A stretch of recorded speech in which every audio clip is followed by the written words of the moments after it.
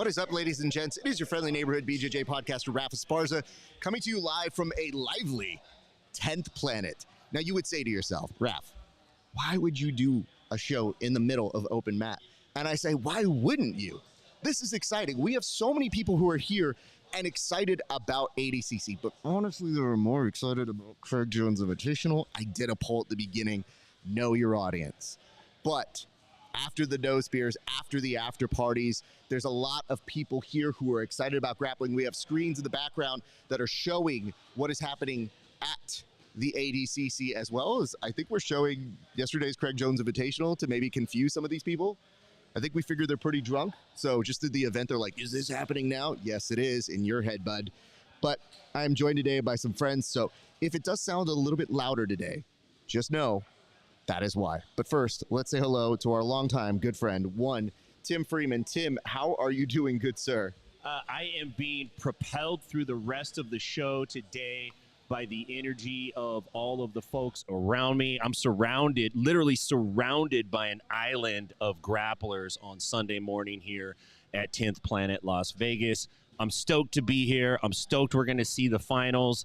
Can't wait to do it, man. I'm super happy. Little bummed that it's going to wrap up, right? But pretty happy to do this with you guys. We're still a means away, buddy. Like I don't know. You're like, oh, I looked fondly upon that time. No, friend, we are still very much in that time, and in fact, trapped in that time. So, but not trapped here is one good friend, one handsome KEVIN Sherrill. KEVIN, how are you doing today, sir? I'm doing great. Let's not start making promises about how I'm not trapped here. Look at this. We have circled the wagons in the middle of an open mat, and I'm just waiting for these guys to start asking us, hey, you get a roll? Are you're in, right? Like, I'll put a gi top on. No. That'll confuse these people. We're at a 10th planet. Don't do that to them. They'll see it. Listen, a gi is a threat display in this area part of town. I argue this is arguably my most expensive gi. So I really hope of all times I'm going to have a match with any of these people that it has nothing to do with right now. But gentlemen, we do have a board to get to, but I'm going to try something. I didn't actually test this. So we're going to find out here if this is something that might be able to work. So I'm previewing it, but I'm intrigued to see if I can pull it off in live time. You know, most people just host a show. Not me, not this guy. This guy does it all. This guy hosts, talks and hosts.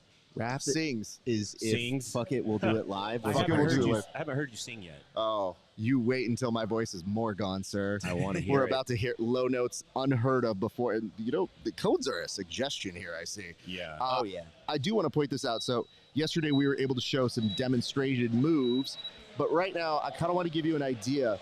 That was the end of a round right there. But this will give you kind of a demonstrated shot of this. So just so you guys can see what's happening here. Okay. I'm going to go ahead and walk around.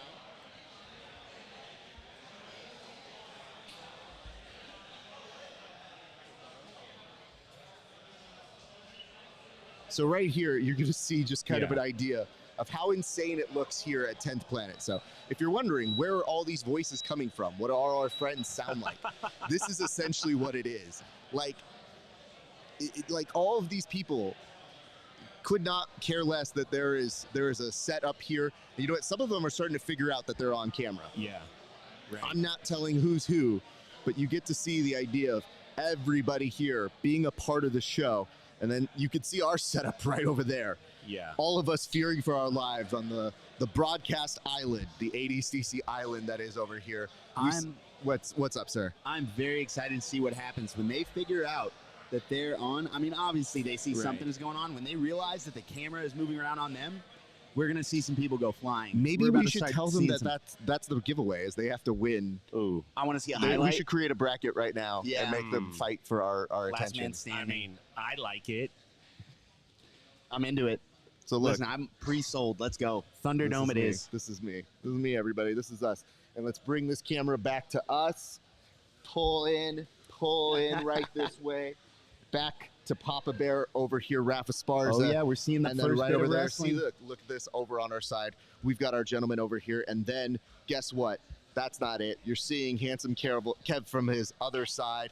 Look right here. In this madness, we are having two guys standing, and they are fighting directly in 3 front of us. inches from a TV. Can we go to that what's happening here? We got my boy Luis, who's over. He's celebrating his bachelor party, but he's still here. He is walking by. Yeah, so if you see those bright neon shorts right here, let's follow this guy. This is his bachelor party. He doesn't know this. We're gonna put him on blast. This is a good kid. Let's see how his roll goes. You know what? Let's take a moment to see. We've got ADCC, but I want to see open mat footage. That's what I want to see. Yeah, listen, you can pan back and watch ADCC at any time. This is an extra camera. You don't get these insights. Yeah, so seeing here, you know what? Disappointed. He let him. He's gonna let him pass right now. All right, let's take the camera off. Yeah, forget it, dude. Nah, no dude. way. No way. What? I'm gonna call his fiance. We're gonna call this off. I have faith in Luis. You got this, buddy. You got this. You're buddy. on engagement probation, buddy. Until you can learn how to play a proper knee shield. Wow. How are you gonna make a proper woman out of your future wife if you can't get a proper knee shield? These guys are going. That's what I'm saying. They're scrapping. Why are there always two guys that are gonna do stand up no matter what? No matter what, man. We're on a tightrope. You want to do some takedowns, dog? You see these guys moving into the space. He is wall working him on the pillar. On the pole. Yep. That is not what that's for, sir. Yeah. I'll bet you these guys train with Andy Varela. I would like to bet money. 2 on level that. black sets of gear. Yeah, these guys are Varela guys. I would tell you guys this. It wouldn't be a stream without us sitting here and going, what is happening? Dude, it wouldn't be an open mat without sitting here going, what is that guy We're living thinking? dangerously. Yeah, we are.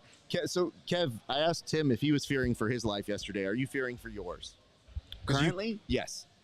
Yeah, a little bit. Okay. I feel a little out of sorts, right? Like, this is not self-defense attire. We've talked about it. The memes have talked about it.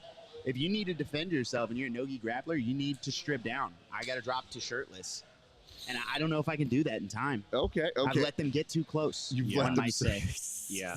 Distance management, my friend. I'm very glad that you're like, well, there's no other choice, so it's ADC style. It is. We could Gracie safe wrap somebody. We had to. Yeah. We got it. Or do we have to pay them for that? I think we can get it on a trial. Okay. Yeah. All right, gentlemen. Now is time for the ceremonial take off the jackets. We did the presentation. It gonna be toasty in here. Yeah. We will resume jacket wearing a little bit later. Me and Tim are going to have to match some other time. Plaid Brothers. You know what? Listen, whole good things were. You know what was funny? People told me, they're like, Raph, you're going to be in a suit. Are you going to be okay with that?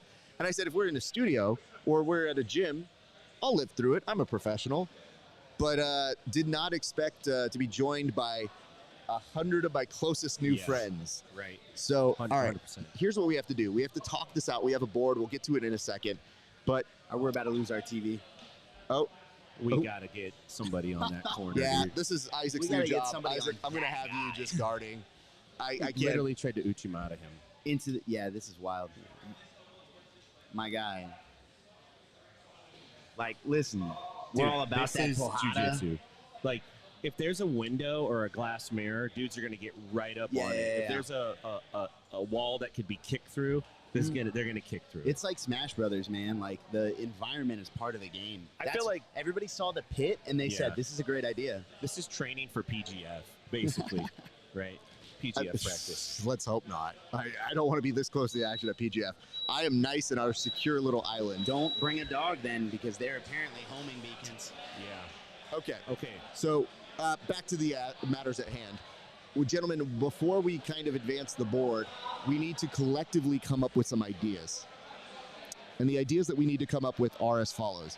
We need to figure out how we're going to do a giveaway for these folks. Because we have so many people here. I just recognized my buddy Jose is here. We have so many folks, and we have some product to give away. So I'd love to be able to do that. But how do we do it? And what have you guys come up with other than a bracket itself? Sorry, I just got distracted by the guy who jumped guillotine a second ago. I don't know how you bracket it or make it a real tournament. I don't know if that's the play, but maybe what we do is we right now pick a submission that we think is cool, and then in a few minutes we go, hey, we're gonna have a contest and we want to know, did anybody get a X? And then if somebody raises their hand, first person to raise their hand, we do a bingo card. First person to get and omoplata. So like something like first person to get an armbar. An armbar and a what? Like maybe 2 subs. Because everybody might get an armbar. Sorry, Calf armbar crush. Armbar and calf Gotta be crush. a calf crush. Everybody saw him this weekend. We should pick the one. Yeah, did it anybody should be get the anybody calf crush? recreating the submissions. Anybody hit that Choi bar to back take? If you're hitting stuff from CJI or ADCC, like just ask, hey, did anybody hit that thing? So okay, a Choi bar. We should do more than one. Oh. Like maybe we do one as a Choi bar and then another is the calf crush. Because those are dope subs. I got it. So this is what we're gonna do. We got Our Life CBD, Sweet Dreams, massage oil, and we've got Sub Soap Body Wash. I like how I said massage oil. Just saying. That's what it That's says for on me. here. How many of those salt electrolyte packets do we have? Because these boys are going to need it. Great question. Not a lot, actually. Not enough to No. share with anyone else. Those I don't are think ours. so. Yeah. Oh, Yeah. and this is for the person who gets caught. Okay. So that's what we're gonna do. Consolation. I think. Well, dude, we don't want to put somebody on blast and be like, "Yeah, he got me." Anybody Okay. gets smother tapped, they get the massage oil. Like a mother's milk. So what are we giving away? So we don't tell them what we're giving away. Get a prize. Okay. But we're going to give away our good friends over at Our Life CBD. This is Sweet Dreams CBD massage oil. Is that okay? Can I say it like that? Are we good? yeah, it's good. Okay. And then we also have this. Hold on. No problem. We could give away the gold bag. Yeah. Let's do I it. just have to take stuff out of it. Can you there hand was me a the split envelope second right where there? I thought that was my gold bag, and I was like, No, cannot. we're giving We away cannot. Kevin's gold bag. We're gonna give away Kevin. Yeah, Kevin's stuff. Can you Don't- pass me that envelope right there in front of you? Yes, this one right I'm here. gonna write the secret submission on here so Okay. we can like make it dramatic when you pull it out. The and read reverse it. Gordon, where Reverse. it's like we just write Yeah. submissions. What submission are we going with, guys? It's got to be the calf crush is one of them for sure. What was the who got that again? I forgot dude's name. Barbosa? Barbosa. We'll call it the Barbosa calf crush. All right. Okay. I think he earned that. I think so. I just need to double check that I didn't leave anything in here because I did use this bag, and I was. Are we just gonna do one sub, or we're gonna do another sub? Let's do one sub at a time. So we'll build up the prizes as we go. Okay. So I like the idea that we do one sub at a time and we just kind of keep oscillating and like we could do this 3 times I think because we got 1, Yeah. 2, 3. Okay. There's some local Atlanta boys here, and I was gonna go to bat for pick your champion. Yeah. While we were giving this away. Yeah. Well, I'll just pick a champion. We'll just figure out who Oh, it is. and you cannot be colluding. Yeah. Oh yeah. I was gonna. cannot collude. 100%. So listen, There's this a couple is Atlanta the boys, couple extreme couture guys. Barbosa calf crush. Okay. It's going in the envelope. Okay. Cool. Is that we're only doing one special sub? For right now. Okay. You think? Okay. So. Oh, and maybe what we can do. No, I say we could have somebody write a submission down, Okay. but then they could leak it. Nah, they won't leak it. Nah. Okay. Why but don't we us- have Andy Oh, pick a someone else. submission? Oh, okay. Yeah. Hold on. Yeah. Let's get Andy. So here's what we're gonna do. We have 3 different things we can do. 1, 2, 3, or do we do a whole prize package? I think 3 we different just do things. 3 different. 3 different things. We okay. we picked the first one. So this one should be and then easy. we let them pick. This one should be next easy, and this one should be difficulty. Oh, I was Yes. gonna let the guy that gets the first one we Pick. pull gets to pick. Out of The the other massage guys. oil No. and the No, sweet no. thing. We literally just assign them what they get. Do we Okay. only Because have it- one consolation prize? Yes. We can give the Oh, loser we could do- a packet of salt. Nah, let's do that. Yeah, we can do that. Well, I mean, I figured they were each going to get salt as it was. See, this is how you know we didn't think this through because we didn't know how many people were coming today. Y'all get involved, get in the So what do we get in the give chat the- so we can ignore your All right, suggestions. here's what we're doing. First prize is going to be this consolation prize. Second one, this, so that we can do 2. Done. Okay. But what's the consolation prize? This one. Oh, that's a way better consolation prize. There. Damn, Ralph. You just keep pulling shit out. I'm just telling you, bro. Like, I'm trying to Price is Yeah. Right this bullshit. I know. Okay, we got This it. is how the Price is Right started. All right, can we I, get Andy somewhere? I took Are we Raf's gonna- car are we gonna keys have him at the write it start right of the now? day. I think we should put those up as well. Yes, we should be moving this. So You let's want me to go bring find him? Yeah. Yeah. you would. Okay. Does he need to come over here to He's do right it? there. No. So bring him into your spot, and we'll explain to him what's going on. Just All right, this is the beauty of doing live television, my friends. Hey, if you're just joining us right now, again, my name is RAF ESPARZA. I'm joined by handsome KEVIN SHERRILL. And yes, we are here from live at Las Vegas, 10th Planet Las Vegas, and we're doing a giveaway here. And I see some of you in the comments. So it says, loser gets assaulted. Don't do that. Nobody pays you for this. How dare you, sir? Then it says, I miss the pit, not gonna lie, which it's been one day, fam. And it said Nicky Rod had that mounted triangle. That's true. That is good. Give away the first person to hit a neon belly. First person to get a twister. Okay, I like these suggestions.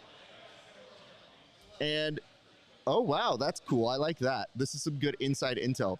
Aged also says, ran into Aiken yesterday about the end of the show. Looking good for him to do absolute. And I think that's also the case for Grandy. I think those two were looking to be involved in the absolute. So just as a heads up, in case you guys were wondering, still looking for it. Okay, we'll come back to that one.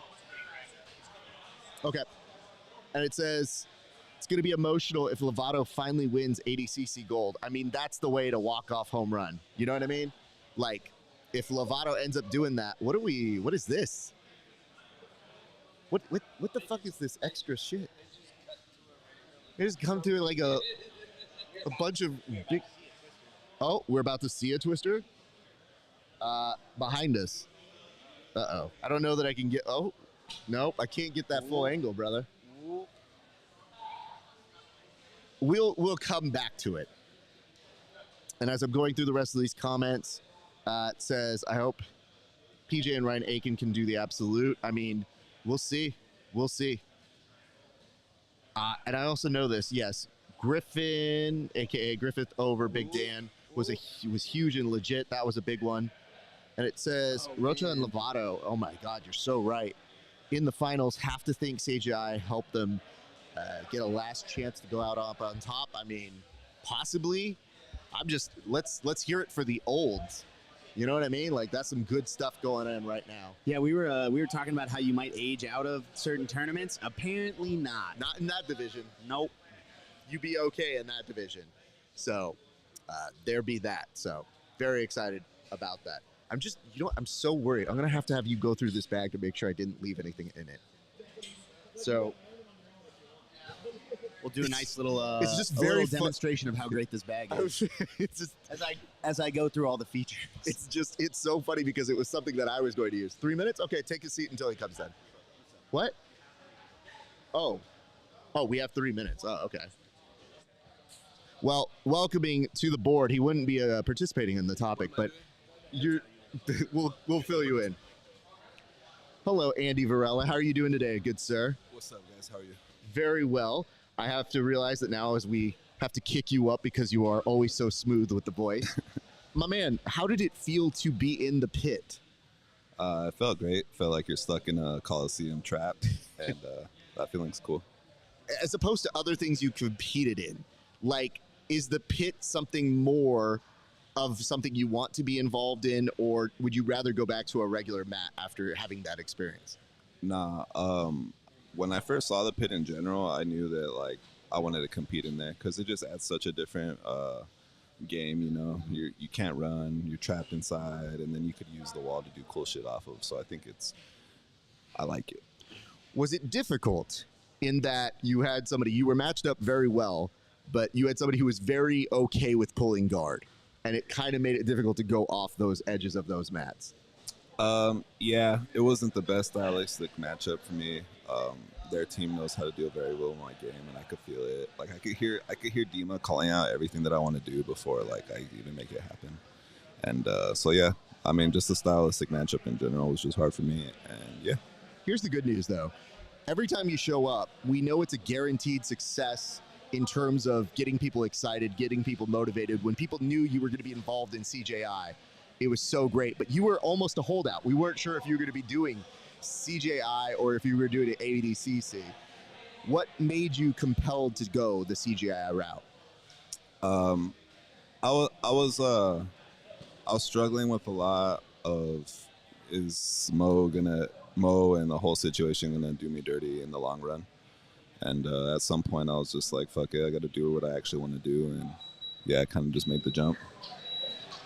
I can tell you this, and this is how you know your group comes alive here, because you can hear it on this. But I want to make sure you hear me clearly.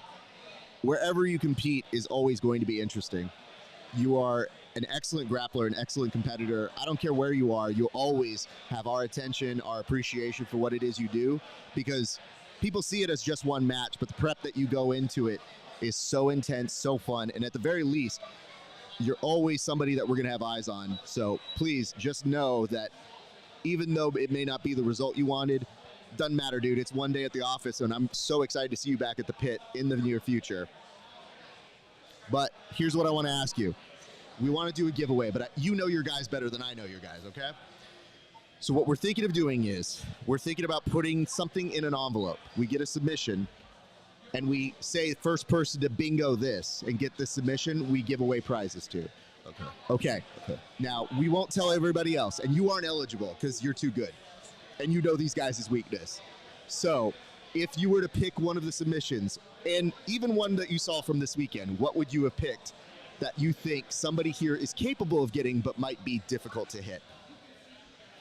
Might be difficult to hit. Fuck.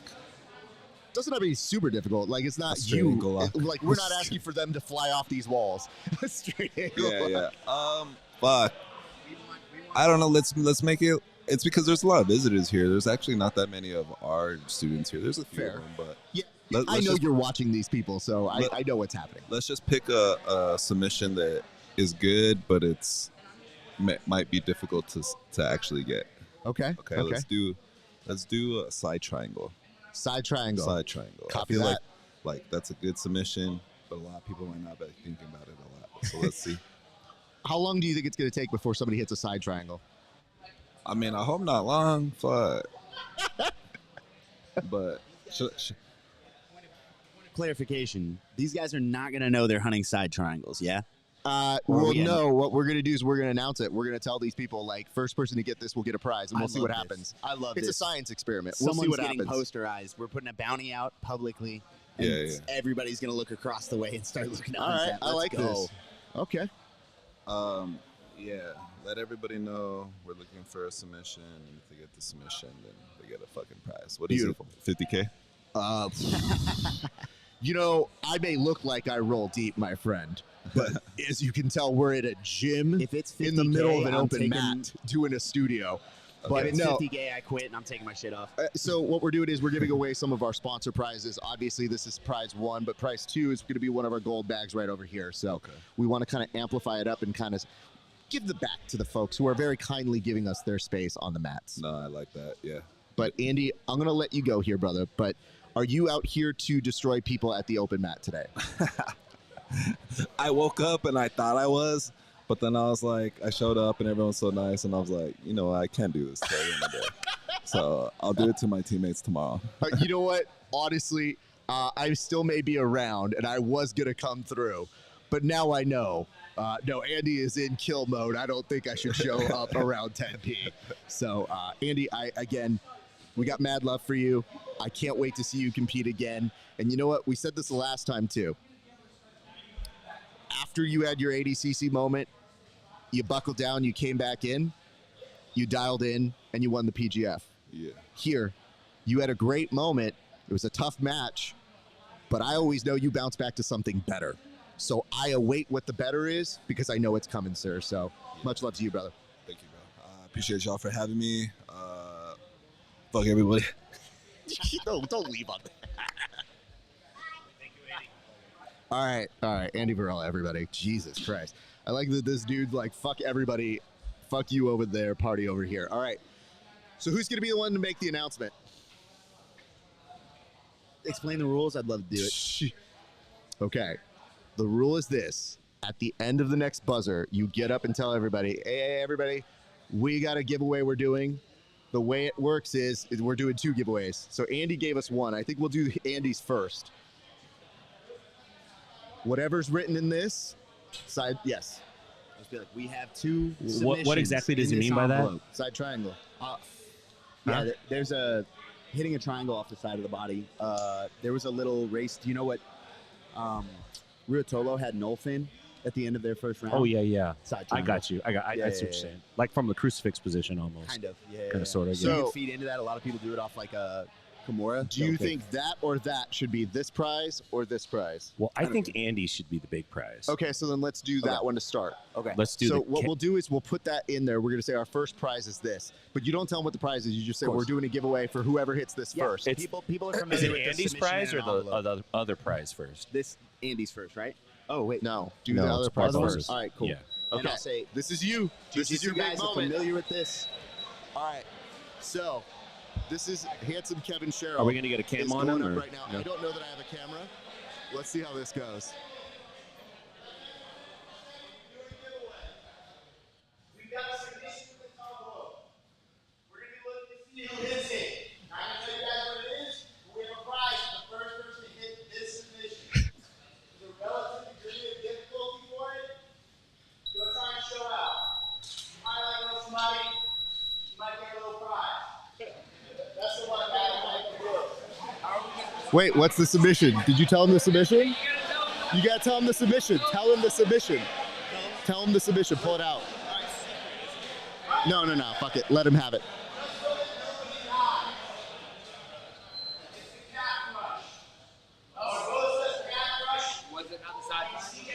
That's the second one. If you hit it, yell out bingo. If you hit it, yell out bingo. We got something for you. All right. We'll see what happens. This is the most ridiculous. I like how we're just screaming and yelling, like, "Hey!" Comes up and they ask for clarification on the rules. Tim, Just walked up and here's said- he looks at me and he goes, "Is it money?" And I No. said, Dude, he's an MMA fighter. He's in the PFL. His name's slipping me right now. Sure, He's sure. like, "Listen, man, if it ain't cash, I don't care." So here's what's happening, guys. You just, when you do a science experiment like this, you just leave it up to God and acai. And if somebody does it, they do it. And if they don't, we keep the prizes for ourselves. If anybody wants to make a bet, I think I know who's gonna hit it first. There's some Atlanta guys in here. I want to know.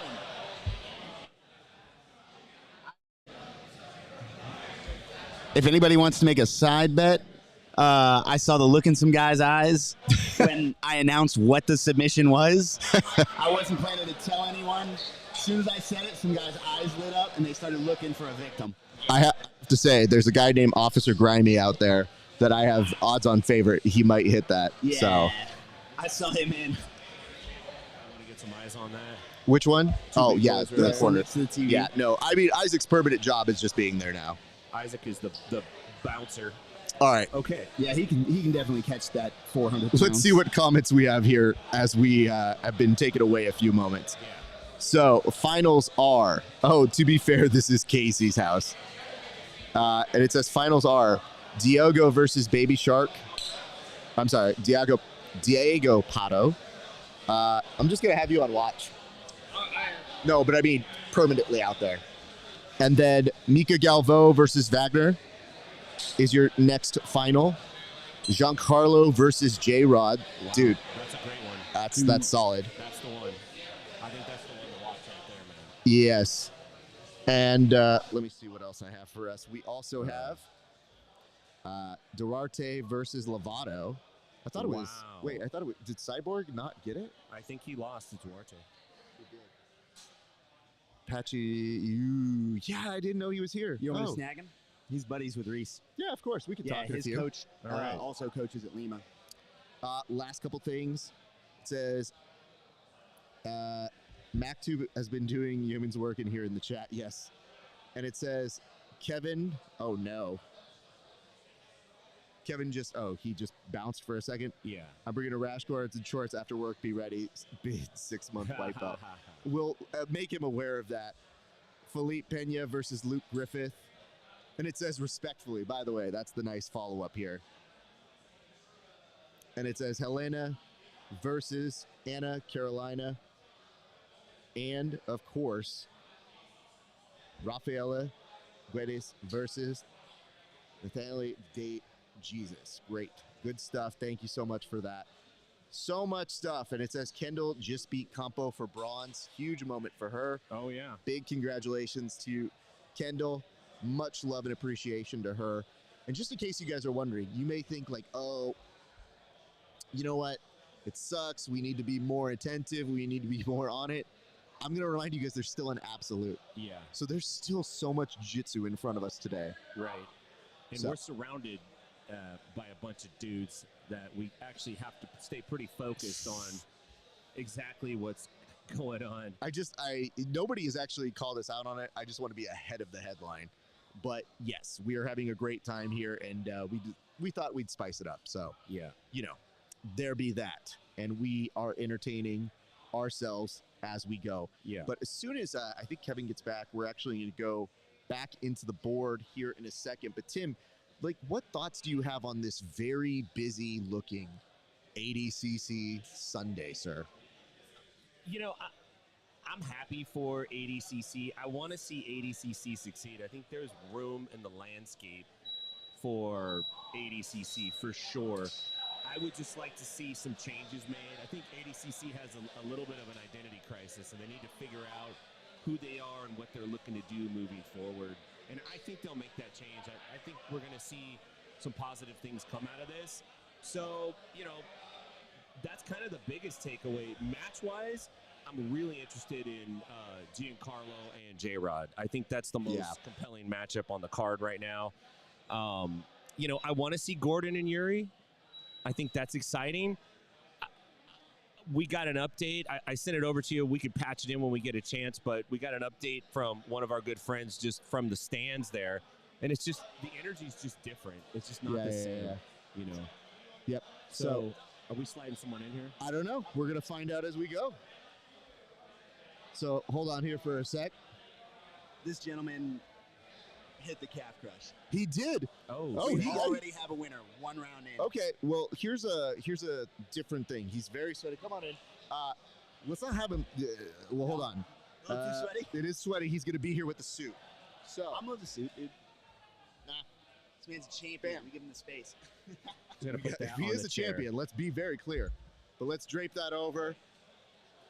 We think of everything wear it like like a cape. He should wear it like a cape.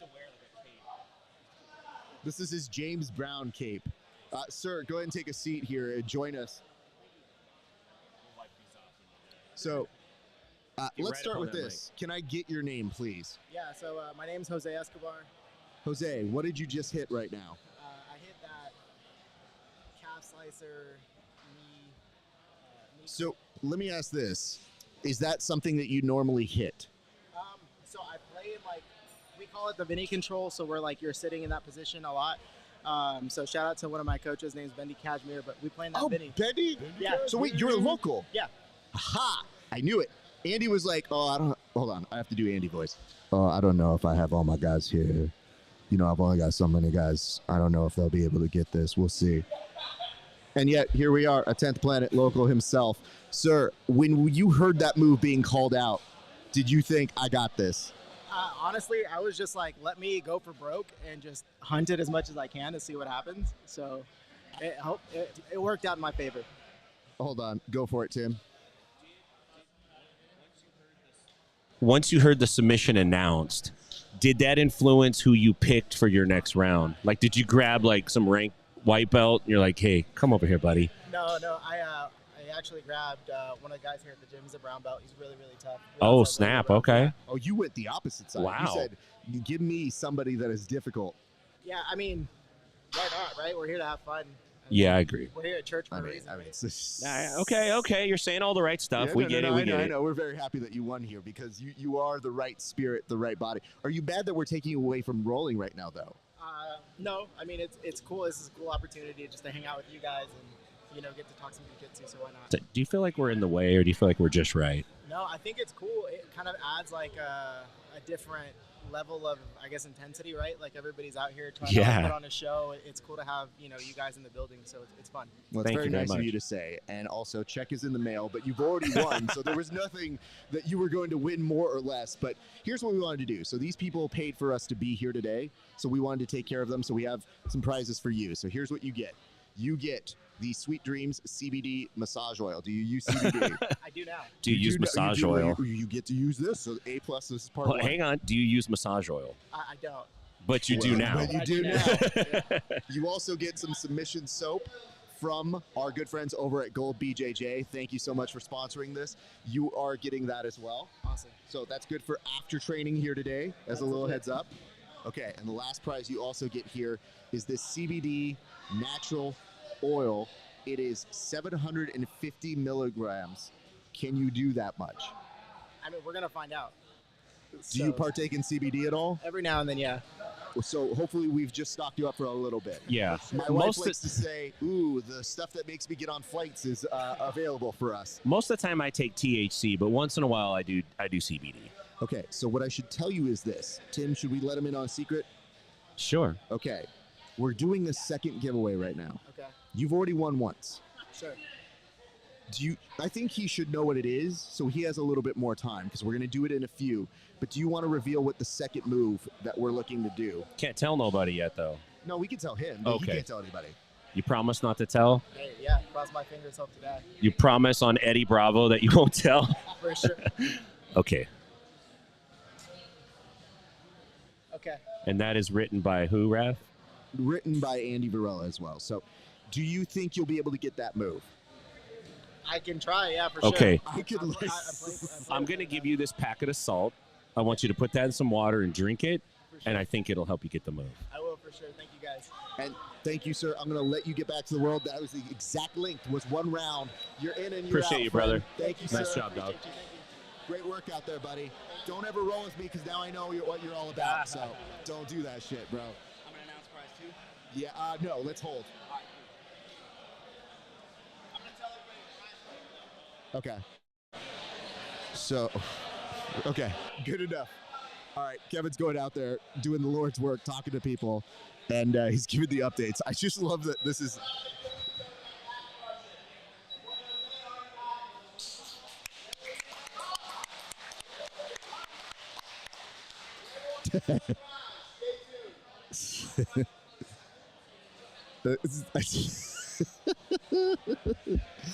There's nothing more entertaining to me than creating mass chaos at an event that I have no control over.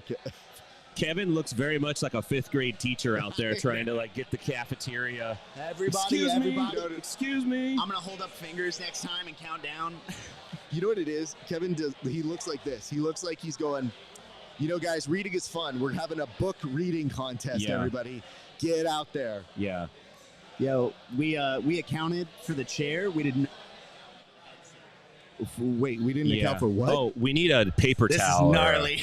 Maybe we can get one of the. Can I get those Clorox wipes, Yeah. please? Oh yeah, there we go. This I'm is sorry, disgusting. Kevin. You know, it's all I good. shouldn't have done that I to you. didn't think about it until I put them on. Hold on. Get out of the chair. Get out quickly. Do that. I have a towel in my car. Actually, you could Backseat. snag one of the towels over there. It's not really doing much now. On the Whatever. Grab whatever Yeah. it is. Good Lord.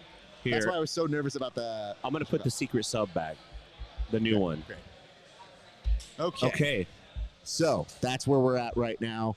We're wiping down the chair, which is so I funny. think if we do this right, Yeah. we could roll these people to the final potentially, depending on how long it takes. If it takes too long, they'll be gone. Yeah. But man, it would be great if they were here for it. That's what I'm saying. So we Yeah. gave them something to begin with. We do it a little bit later, not now. So probably in the next 20 minutes or so, we'll do the giveaway, and I'll see if we can get a camera on you as you walk out, Kev. Yeah. At the very least, to have some coverage of a cell phone. We got Dorsey and Barch, I think, in the bronze medal matchup right Absolutely. Okay.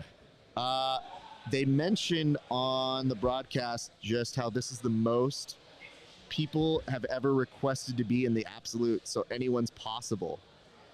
I mean, honestly, that's probably more than 5 people because I know they've had to kick and scream some people in the absolute. So the idea is this, is that when people are doing this competition, like it's already grueling enough that most of the times, not everybody's volunteering like you think you would to do the big absolute. Like it's exhausting doing just one ADCC category. There is a big, like, emotional when it's all over. I've never done ADCC, but when you do large tournaments that you build for months, not even months, man, years. You have that shit on your calendar when you miss it, the first trials, or you don't do well at the last ADCC or whatever. Like you have a lackluster performance, you put that pin on your calendar, you have 2 years of buildup, and if you don't quite get what you want, it's real hard to get that energy Yeah. back inside of 24 hours. Yeah, I believe that. I see it. I think to myself, yikes. Oh, God. My power source for my camera went out. Give me a second.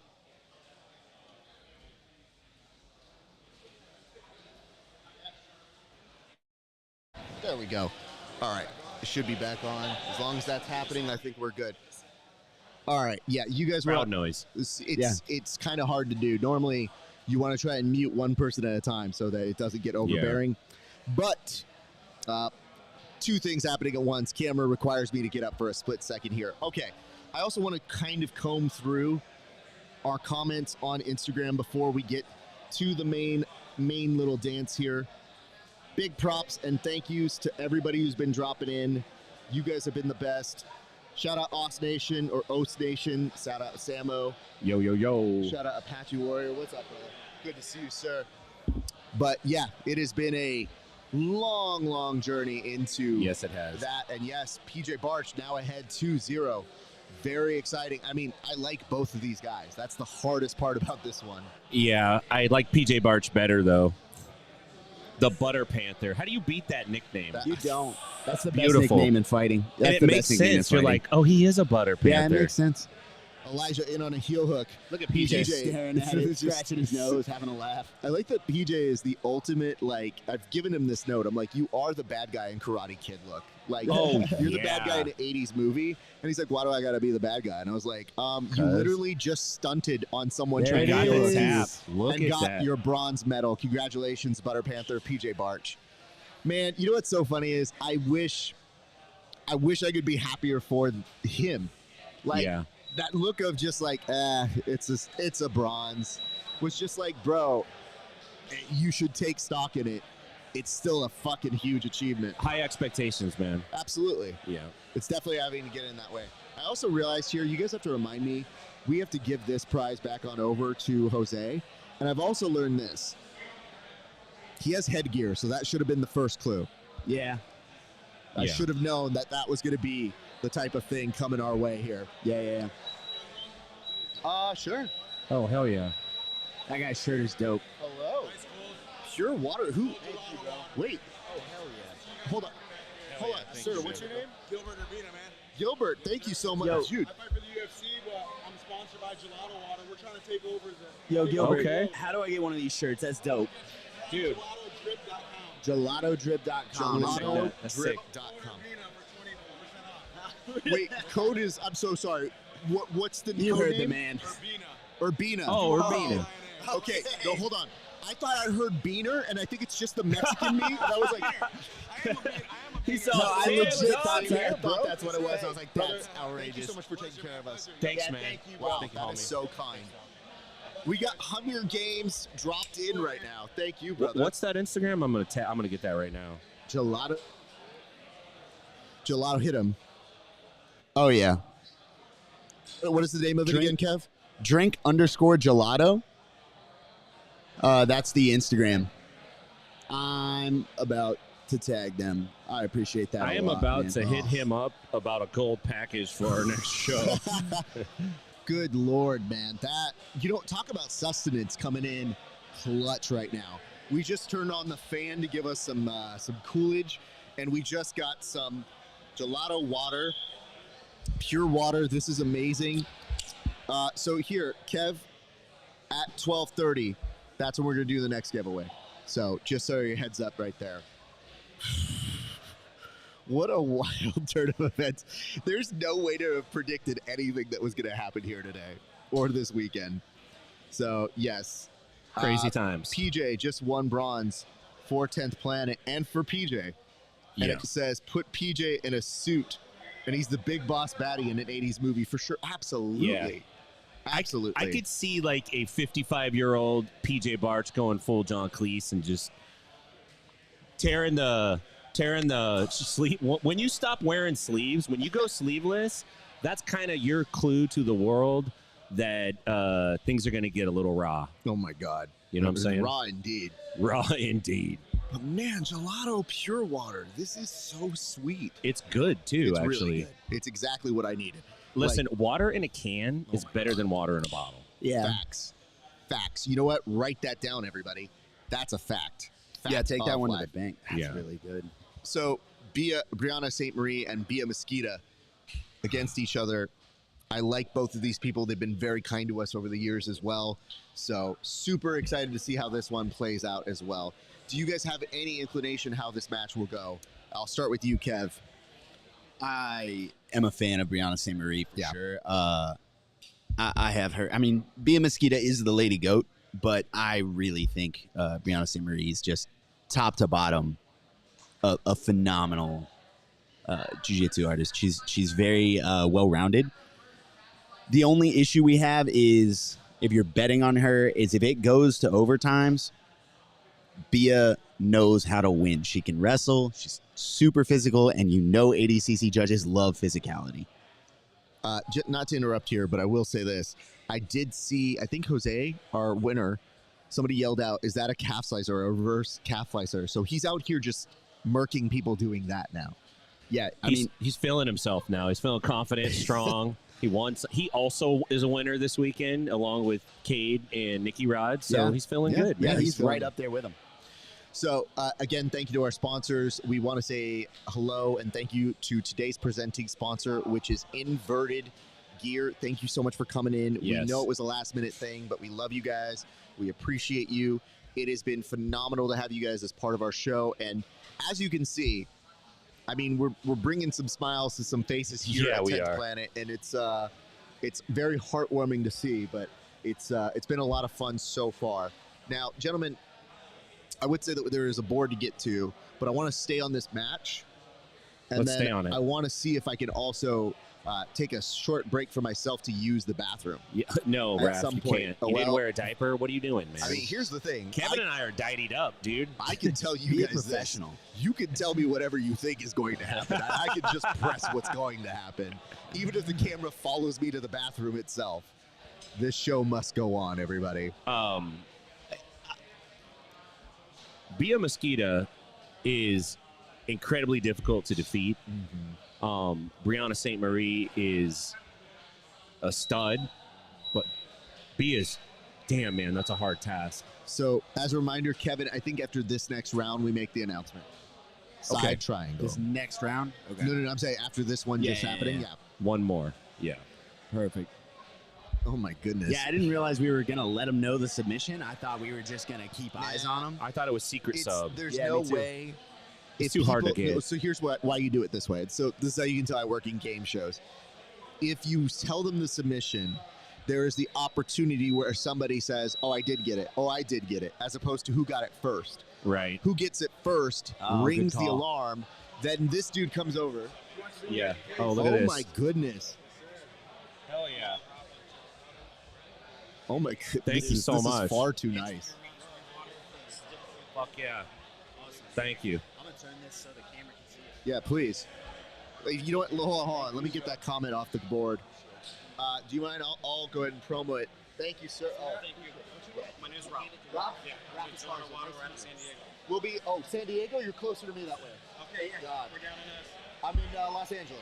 Okay, yeah. So great to see you and great to meet you. Follow on Instagram. Yeah. We'll give you a follow and we'll be in touch. Yeah, absolutely. Let me go Beautiful. get my phone and I'll come back. Oh, thank All you so right. much. Jude, check this out. This is gelato water. And what a Freaking great. what amazing drop in by them. We have to say thank you so much for coming in clutch and hydrating my boys, making sure that we're going to be able to make it through this broadcast. Because, guys, broadcasting ain't easy.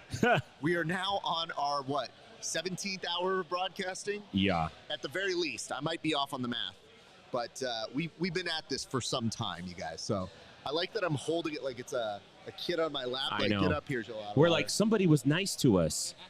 I mean, Jesus Christ. listen, Coach KC, the 10th Planet crew, not taking that for But granted. we know Casey. Yes. Yeah. We're like Complete a stranger. being like, "Hey, Yeah. how are you? You You guys okay, look- bud?" And look me being like, thirsty. "Did you just give us water?" Yeah. I'm just going Yeah. to break down in tears. He offers me a water. We're like, oh my God, someone cares. Let me. You know what? Yo, I'm going to be real. When it comes time to announce this next one, Tim, I'm going to need to demonstrate because I'm going to say side Oh, triangle. God. People are going to hear triangle. My guy. I'm just letting you know what's gonna happen. Walk me through this side triangle again. What is I'll show you. I'm gonna take a Kimura. Okay. And then I'm From gonna, side control? basically north-south Kimura, and then I'm gonna thread my leg and let go of the core and show people. Judo triangle, more or less. Sure. They do like a weird triangle in judo that's like not a standard. Yeah, you know what I mean? Yeah, Yoko Senkaku. Something like that. Okay, John Danaher. Wait, where's Kevin? Is he in I got there? them weeb words. Where's my rash guard? Yoko Oh my Senkaku. God. Is that Yoko Ono's sister? Yoko Senkaku. That's her maiden name. Yoko Sukaku is what she did after singing and hearing herself. Am I Yeah. right? Yeah. Hey. Hey. Take Oh, that. here we go. Oh, my goodness. Beautiful. Kevin and I already tagged him. You guys, hold on. we Do me a got him. solid. If you would take over, I Yeah. will take on this. So we got the finals coming up between Mika Galval and Wagner Hocha, which is, dude, this guy's 42 years old and he's still in the finals of ADCC. I think he's a master at playing that rule set. We saw him beat Gary Tonin, if you remember, in was it 2017? There's like the year got messed up because of COVID, right? It got flipped onto the It got flipped onto the evens. Yeah, I think it was 17. Yeah, I think it was 17. And he beat Tonin, and Tonin looked masterful that match, but Wagner's just so good at playing the rules, man. dude. Owen O'Flanagan was on a tear last year, and Wagner got into it. Man, Barboza had to put everything on the line. He's really, really good for this. This is his rule set. Maybe combat jiu-jitsu. Yeah. Otherwise, this is his rule set. I think he flourishes in an environment where you're not supposed to strike. Mm-hmm. I think that's where he really sets it off. Yeah. You know what I mean? Like if you know he's going to strike and you're striking back, then he's like different Yeah, he's style. another fighter. I'm very passive then. He flourishes in a rule set where breaking the rules is kind of encouraged. Yeah. Right. I like it. What do you think about Diego Hayes and Pato coming up in the finals? It's got to be, man, every time I say this, Pato wins. It's got to be Jogo, though. Yeah, this is He looks unbeatable. Always. This Always is has. the match everyone thought was going to happen in that division, right? Do we have Andy and Officer Grimy going over Woo. there? And Oh, they are close to those wires. yeah, Oh, God. I'm nervous. their feet are in the. He is Officer Grimy. Where's has our his guy? toes tucked into the wires. Isaac. Thank you, Officer Grimy. He don't see you, Raph. I know he doesn't. Isaac.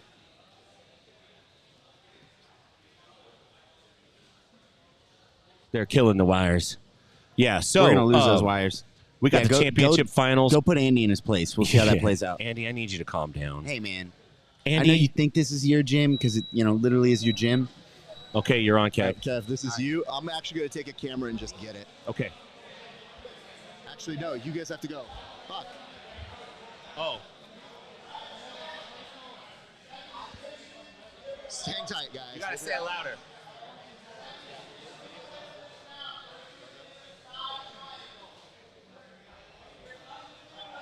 Okay. So the boys are going over and giving the lay of the land here. I think they're going to try and demonstrate it. And oh my God. This is so gross for being in a suit.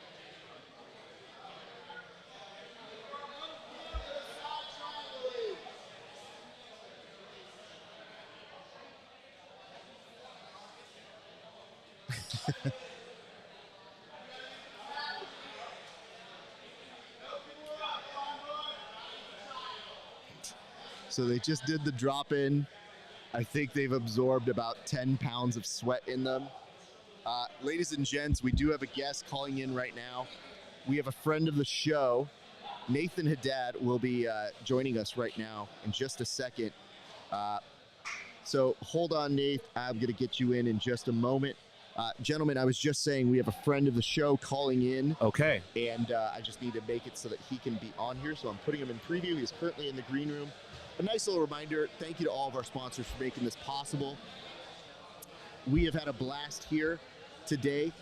And I have to tell you guys, this is pure chaos all the way through. But we make sure to make it fun, entertaining for you guys.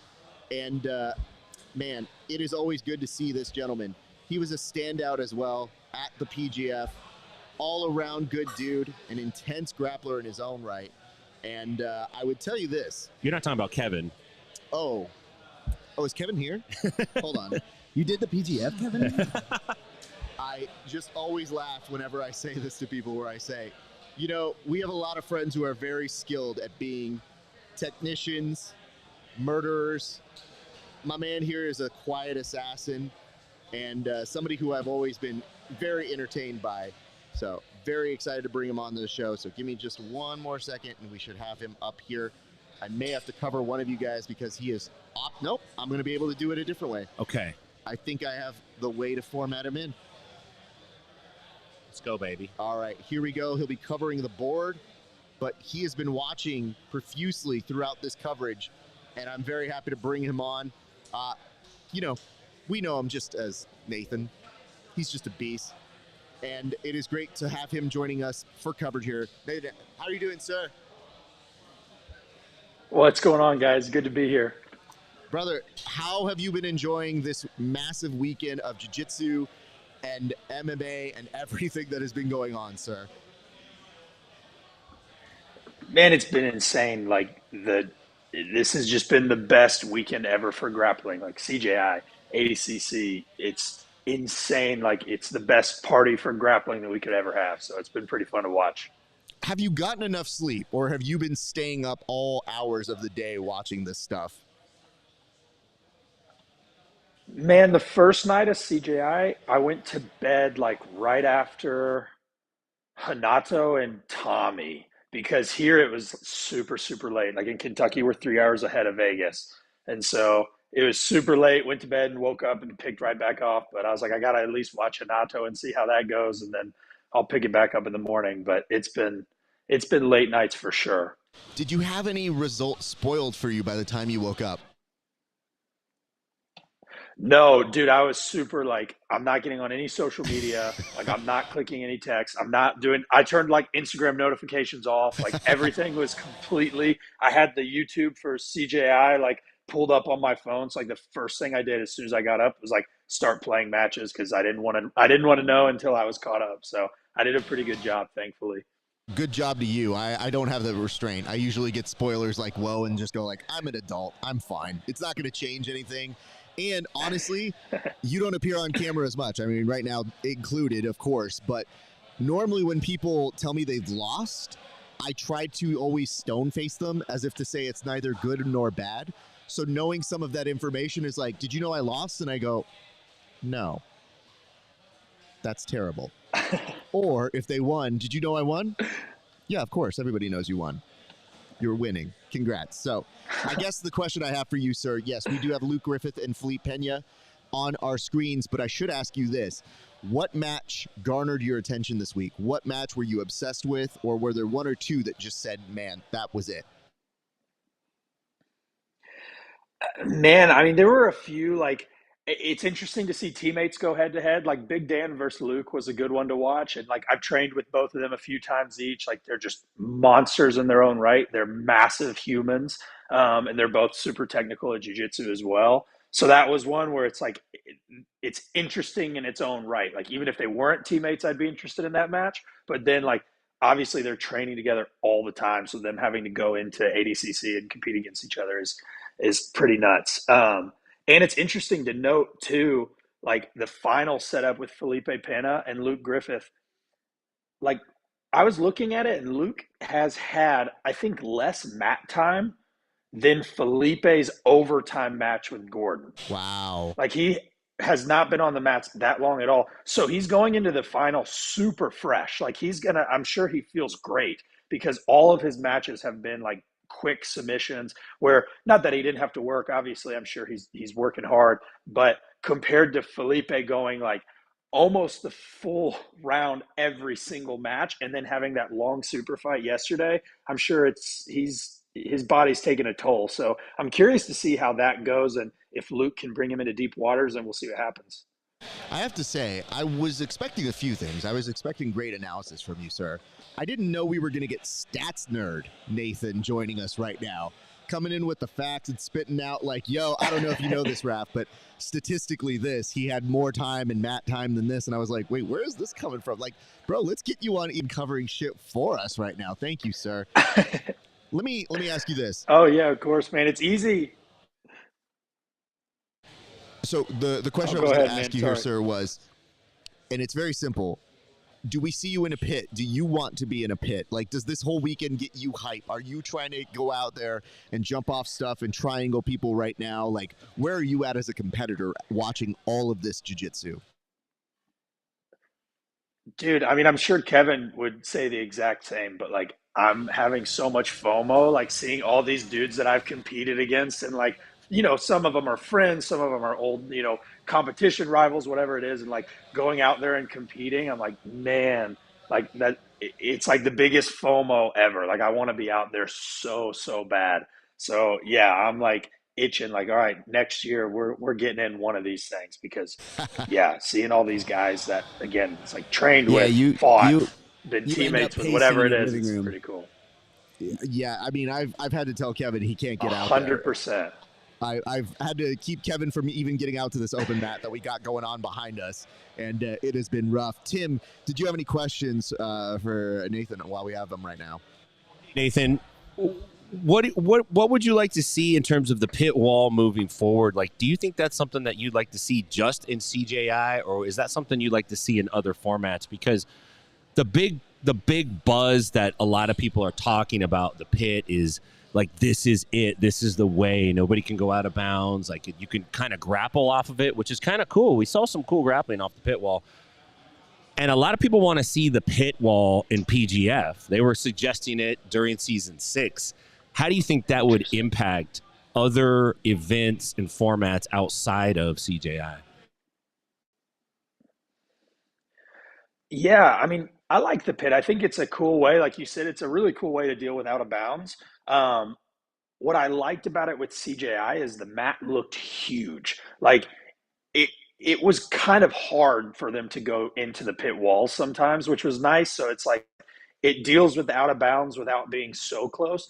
I think I would like the pit personally if the mats were big enough. If it was like a really small mat, then I'd probably prefer just to stay like how we had it at PGF, where it's like a little bit of concrete and then just come back to the center.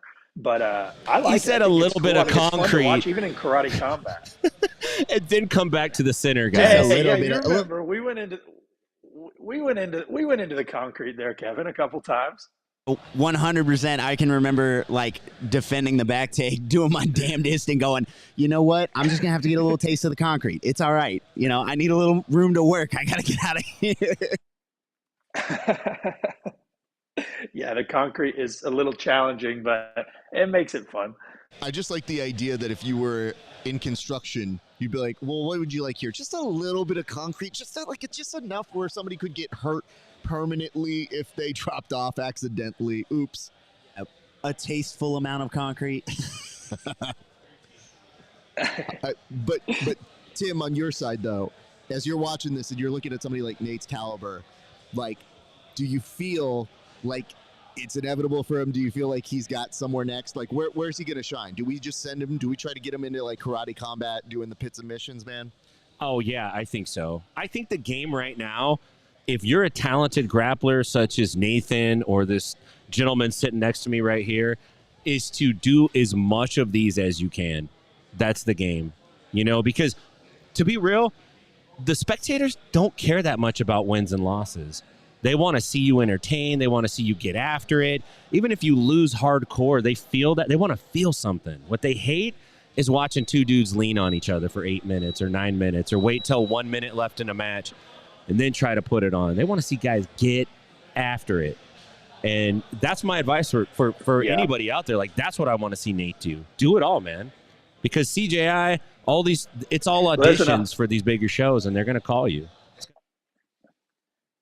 Exactly. And to be honest, like any matchmaker out there, you want me on a show, I'm not turning it down. So that's my big thing. Like, I don't karate combat, UFC Fight Pass, PGF, CJI, ADCC. If I can make the weight and I can do it, little guys, big guys, let's go, man. I'm not running from anyone. My man just said, I'm I think it's all fun. I just want to go out there and fight. I'm ready to throw hands right now is what Nate is telling us. So I get it, brother. That's why we love seeing you. I have to ask you this. Before we get there, any major predictions for the rest of the day, sir? Any major predictions? And I'll also take any predictions that you've got for this upcoming Absolute. Who would you like to see involved? Ooh, interesting. Man, I'd like to see Wagner get it done at 77. I think him and Mika is going to be a really good match. I'd like to see him go get his ADCC title. I think that's going to be fun. And I don't know, man. Like I said earlier with plus 99, I think Luke might have it. I think it's Luke's year. I think he's fresh, so I'm excited for those two. And that could be interesting to see how that goes down in the Absolute if either of those guys jump in there as well. All right, brother. Let me ask you this. What do you have coming up next, sir? What is down the pipeline for you?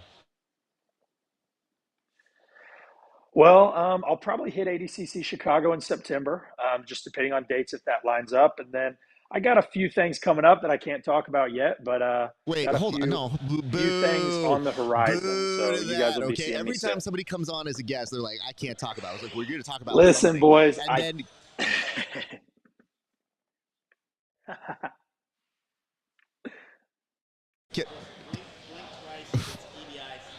I like that he's like, blink twice if it's EBI. Oh no, not EBI. I'll give you that, but I can't give you anything else.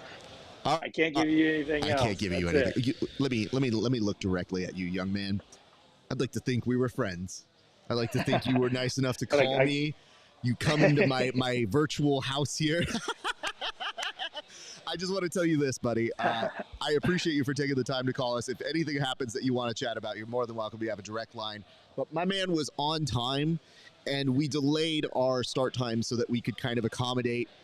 What I'm sure you hear is a very staticky background so that we could kind of let it calm down. We haven't even touched the board just so we can let it calm down. But you actually waited for us to come through. And I got to tell you, man, there's definitely some future as being a correspondent.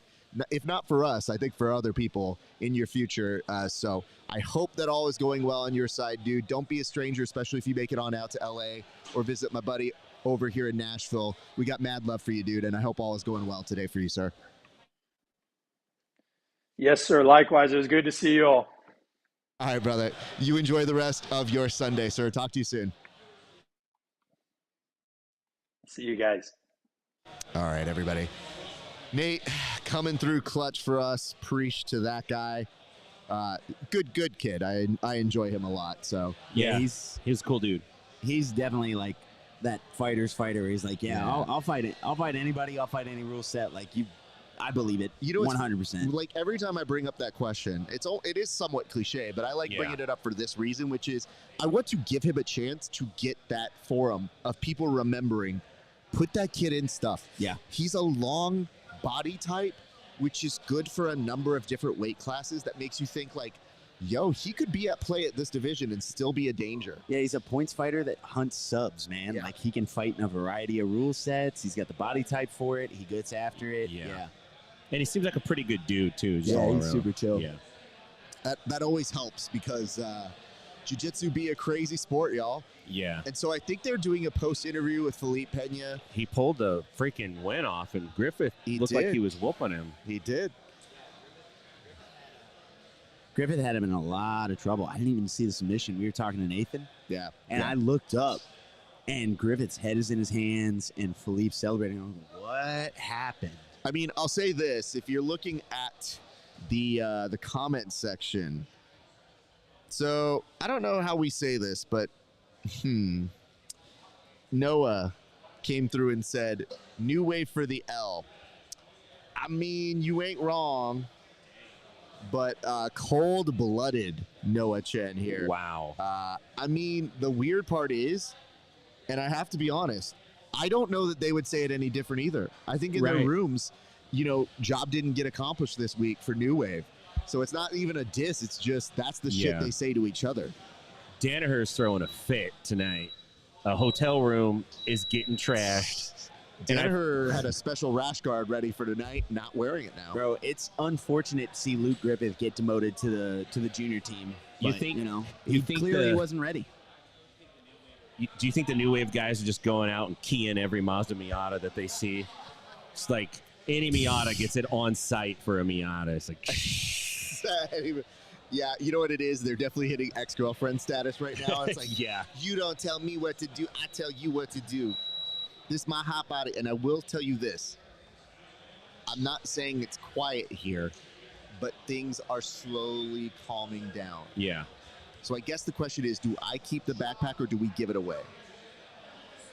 I can't believe we've had, 4 rounds people could have hit side triangles in? I think they're just generally confused. And I think the idea is you demonstrated it, but at that point, people are like, I can't hit that. Side, nah. I don't think so, bro. Patchy Mix is in the room. Officer Grimy. We got a couple Pan American champions in here that I peeped. These are the guys that are not motivated by our prize, though. True that. We did have a fair. PFL fighter, I wish I could remember his name, walk up when we announced the prize, and he just looks me in the face. It was Urbina. No. Oh, it's different. Sorry. Urbina He's a UFC right? fighter. Yeah, sorry. Yeah, you're right. Yeah. There's another one. He's an extreme couture guy. I've trained with him. I just can't remember his name. Sorry, bro. And he just looks at me and he goes like this. And I was like, nah. And he was like, all right. Just walked off. No money. No money, play. not interested. Yeah. Good Lord. And again, shout out to new friends. Still, we might be getting Patchy Mix. Really amazing. Nah. Yeah. He's moving on. I think he's showering. Yeah. I asked him, I was like, are you here? Oh, just let's go chilling get an interview. I came up to him in between rounds, and I was like, hey, man, are you here just training? Like, you here having a chill Sunday to train? Or do you want to get on a mic? And he was like, let me train a little bit. I'll see what I feel. I'm sure that guy has no shortage of media obligations. Yeah, that's fair. Can I just take a moment to give mad respect to Rafael Lovato Jr. fighting in the Absolutely. finals of ADCC 2024. Jesus, dude. Like, I feel like he duped us. I feel like he tricked us. I feel like he said, like, I'm going to retire. I'm kind of like at that spot where, I don't want to. He was probably thinking, I'm kind of old. And then Yeah. he went over and he talked to Marigali. And Marigali told him, age is just a number, bro. Yeah. Yeah. Right. I see what you did there, Kevin, and that was very clever. It Thanks, took man. me about 3 seconds to piece it together, but yeah. I have to say, Kev, I'm normally the person that does the Leslie Nielsen drop of, this is real analysis. And maybe there's a joke. Maybe. That was very well done, young man. Thank you. I feel like your I'm a time moment. here has been very well served. So you are learning a lot. That's code for I'm fired because I just made the wrong joke. No, you were funnier No, than me. you made a can't great be joke. funnier, man. That's the joke. That's the thing. That's Do the way you this guys works. think that Lovato has a chance to beat Jorge? I didn't think he had a chance to make it this far, so it's really hard for me to count him Who out knows? Yeah. right now. He's going shirtless. Hey, gold BJJ Oh, but T-shirt in the crowd. He can go shirtless. He's That dude shirtless. looking real good right now, man. And Lovato was bald for so many years. Yeah, you forget he Now- has hair. To have like You the forget. very slicked back hair, like a man is glowed up over the years. He's kind of like a buff Keelan, a Yeah. little bit. Yeah. He's got a little Keelan vibe Yeah, going on. If Keelan was I'm gonna work out, I'm gonna drink some whey protein and get on the creatine, I'm gonna do like my curls and stuff. I could see him getting a version of I got that. a note here from MacTube that says, I'd like to see JD do absolute only because he's never done it. Because I hear you. I do wonder if JT over the years has not done absolute because of the size differentium on how demanding it would be. I think it's great in theory. He's obviously a great grappler. It's not the issue. I think it's more so like, yo, that's a tall task to just be volunteered like that when you go to war in that division and you're at a disadvantage going into the big dance. I think it's twofold. It's got to be. I've always suspected. I'm a huge JT fan. His game is extremely strength dependent. He usually is the stronger guy in his matchups. I've been told by his training partners and teammates that that have competed at that level that he is insanely strong for his size. And a lot of you see it in the way he approaches his grappling is he intends to put pressure on you. He intends to put squeeze on you. All of that, right? As soon as you go into the absolute, it gets real hard to have that pressure game against large guys. Mix in that with this sort of mythos he had because he was undefeated at ADCC until the last one. You know, he was untouchable, and you go into the absolute and you just look like a guy again. Yeah. Yeah, it is weird how that happens. Everyone goes like, oh, yeah, size does actually. Yeah, it turns out we have weight classes for a reason. Yeah. It's wild. I always love it when you hear a training room story and they go like, yeah, this 150-pound guy, he tapped out all these top-level guys who are 200 pounds, and you're like, Did he really, though? Absolutes. Yeah, clearly they weren't that top level, right? No, I'm playing. I mean, you do see it happen. Lachlan Giles had a hell of a run in 2019, but like, you know, we talk about that and are still talking about it for that reason. It doesn't happen a lot. And not taking anything away from him, he's a superstar. I like this note, though. MacTube in there. Helena, Giancarlo, and Gordon still winning. Just to let you know, yay. Like, yeah, they're doing well, but I don't think that van trip home is going to be good. I've been around wins and losses with that team, and they're probably harsher than any people on the internet can be to each other when it does come to that stuff. I just think of it like this. By and large, if you look at these things, B Team's been looking pretty good all the way through. Like, considering you got a $1 million winner, you had Bradley, who was considered B Team, you had J-Rod doing what J-Rod does. Like, all things considered, some good stuff from everybody all around. It's just, I think sometimes people want those bragging rights because the comment section's going to get real lonely if you don't have the ability to say how much you won and beasting the other people. And it says, Noah is salty because he was too young for the after party. For the after party? I think that Noah is, he's a baby. Oh, he's hanging out with Jet Thompson at Circus Circus. Wait, is Circus Circus still alive? Did they? Oh, yeah. Yeah? Yeah, I stayed there last time I was out. Where you did? No, you didn't. Yeah, for a night. No. Yeah, Plaster and I did once. God bless. I know. God bless. It was wild. It was fine. It was Circus fine. Circus. It's assumed it was wild. Yeah. It's just like how? Wait, hold on. Who names something Circus Circus and then goes like, "Man, that was wild." It's Circus Circus. It's in the name. Like, what? They were trying to tell you twice. They literally gave you all the hints they could. That's a hint that it's like a bad drug trip. Circus Circus, fever dream. Yeah, that place is huge, man. I imagine in its heyday it was pretty awesome, but it's pretty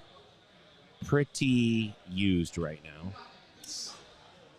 It says, let's get the Jiu-Jitsu boys against one another. Me versus Nate. Any rule set. Fuck it. Whoa, boys. Whoa. Him versus Nathan Hadad? Yeah. How big is Noah? Noah's actually, that's a good match. I like that. I thought he was a kid. He's a kid, but, you know, he was small. I mean, he's a kid in the sense that, like, compared to me, he is young. In the real world, to all of the regular youth, he's a normal adult. Okay. Measure it in years. If you were to measure it in years. How many dog years is he? How many dog years is he? 3. Okay. 3.5. Baby-esque. Yeah. I don't know. You know what it is? Noah, when I like first was really like interacting with him, we did an interview, he had short hair, right? Then he Lovato'd up, and now as a correspondent, he has like straight up hair, and I'm like, I feel like they're two different people. Did I meet hardcore intense Noah Chen, and then he went out there and like glammed up to be a correspondent? He got a New Jersey blowout. He did. He frosted tips. So thank you very much for that. I think he could pull that off. Yeah, whoever wins out. So is Nathan Hadad also sponsored by Jiu-Jitsu? Is that where? I think so. Okay, so winner keeps the sponsorship. Oh my God, let's not do that. I like it. Let's do it. It's God. Turkish hair transplants go crazy. You pull it off nicely, sir. I'm a little mad because I get very defensive here. I want the best hair on the show. And you know what I mean? Like, I already got this one. But the nice part about this one is he got yelled at by your actual barber yesterday. So what was that about? My barber tuned in, and with nothing else was said other than a DM on Instagram that said, put some clay in your hair, and then I'm going to see you when you get back. Wow. Your barber? I don't know any barbers that would say that. Yeah. Was it your hairstylist, you mean? No, when you say barber, if I say stylish, she gets upset. Okay, the fact that you said Got she it. tells me she's not a barber. No, she's a barber. A barber. Exclusively Does she cuts have a men's hair. barbershop pole? No. Does she have the barber saw that you put the combs and brushes in?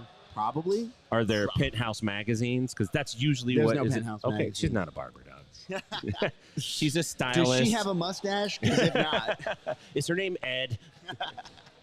I mean, That's cool that she cares that much, dude. Like, that's actually great service. Like, I'll do random drop-ins on you, and I'll tell you if your hair's not right. yeah, I've hit her up on like short notice when I've gotten a short notice match. It's like 2 days out. My hair looks a mess. I'll be like, hey, I'm about to be on a stream. I want these pictures to look good.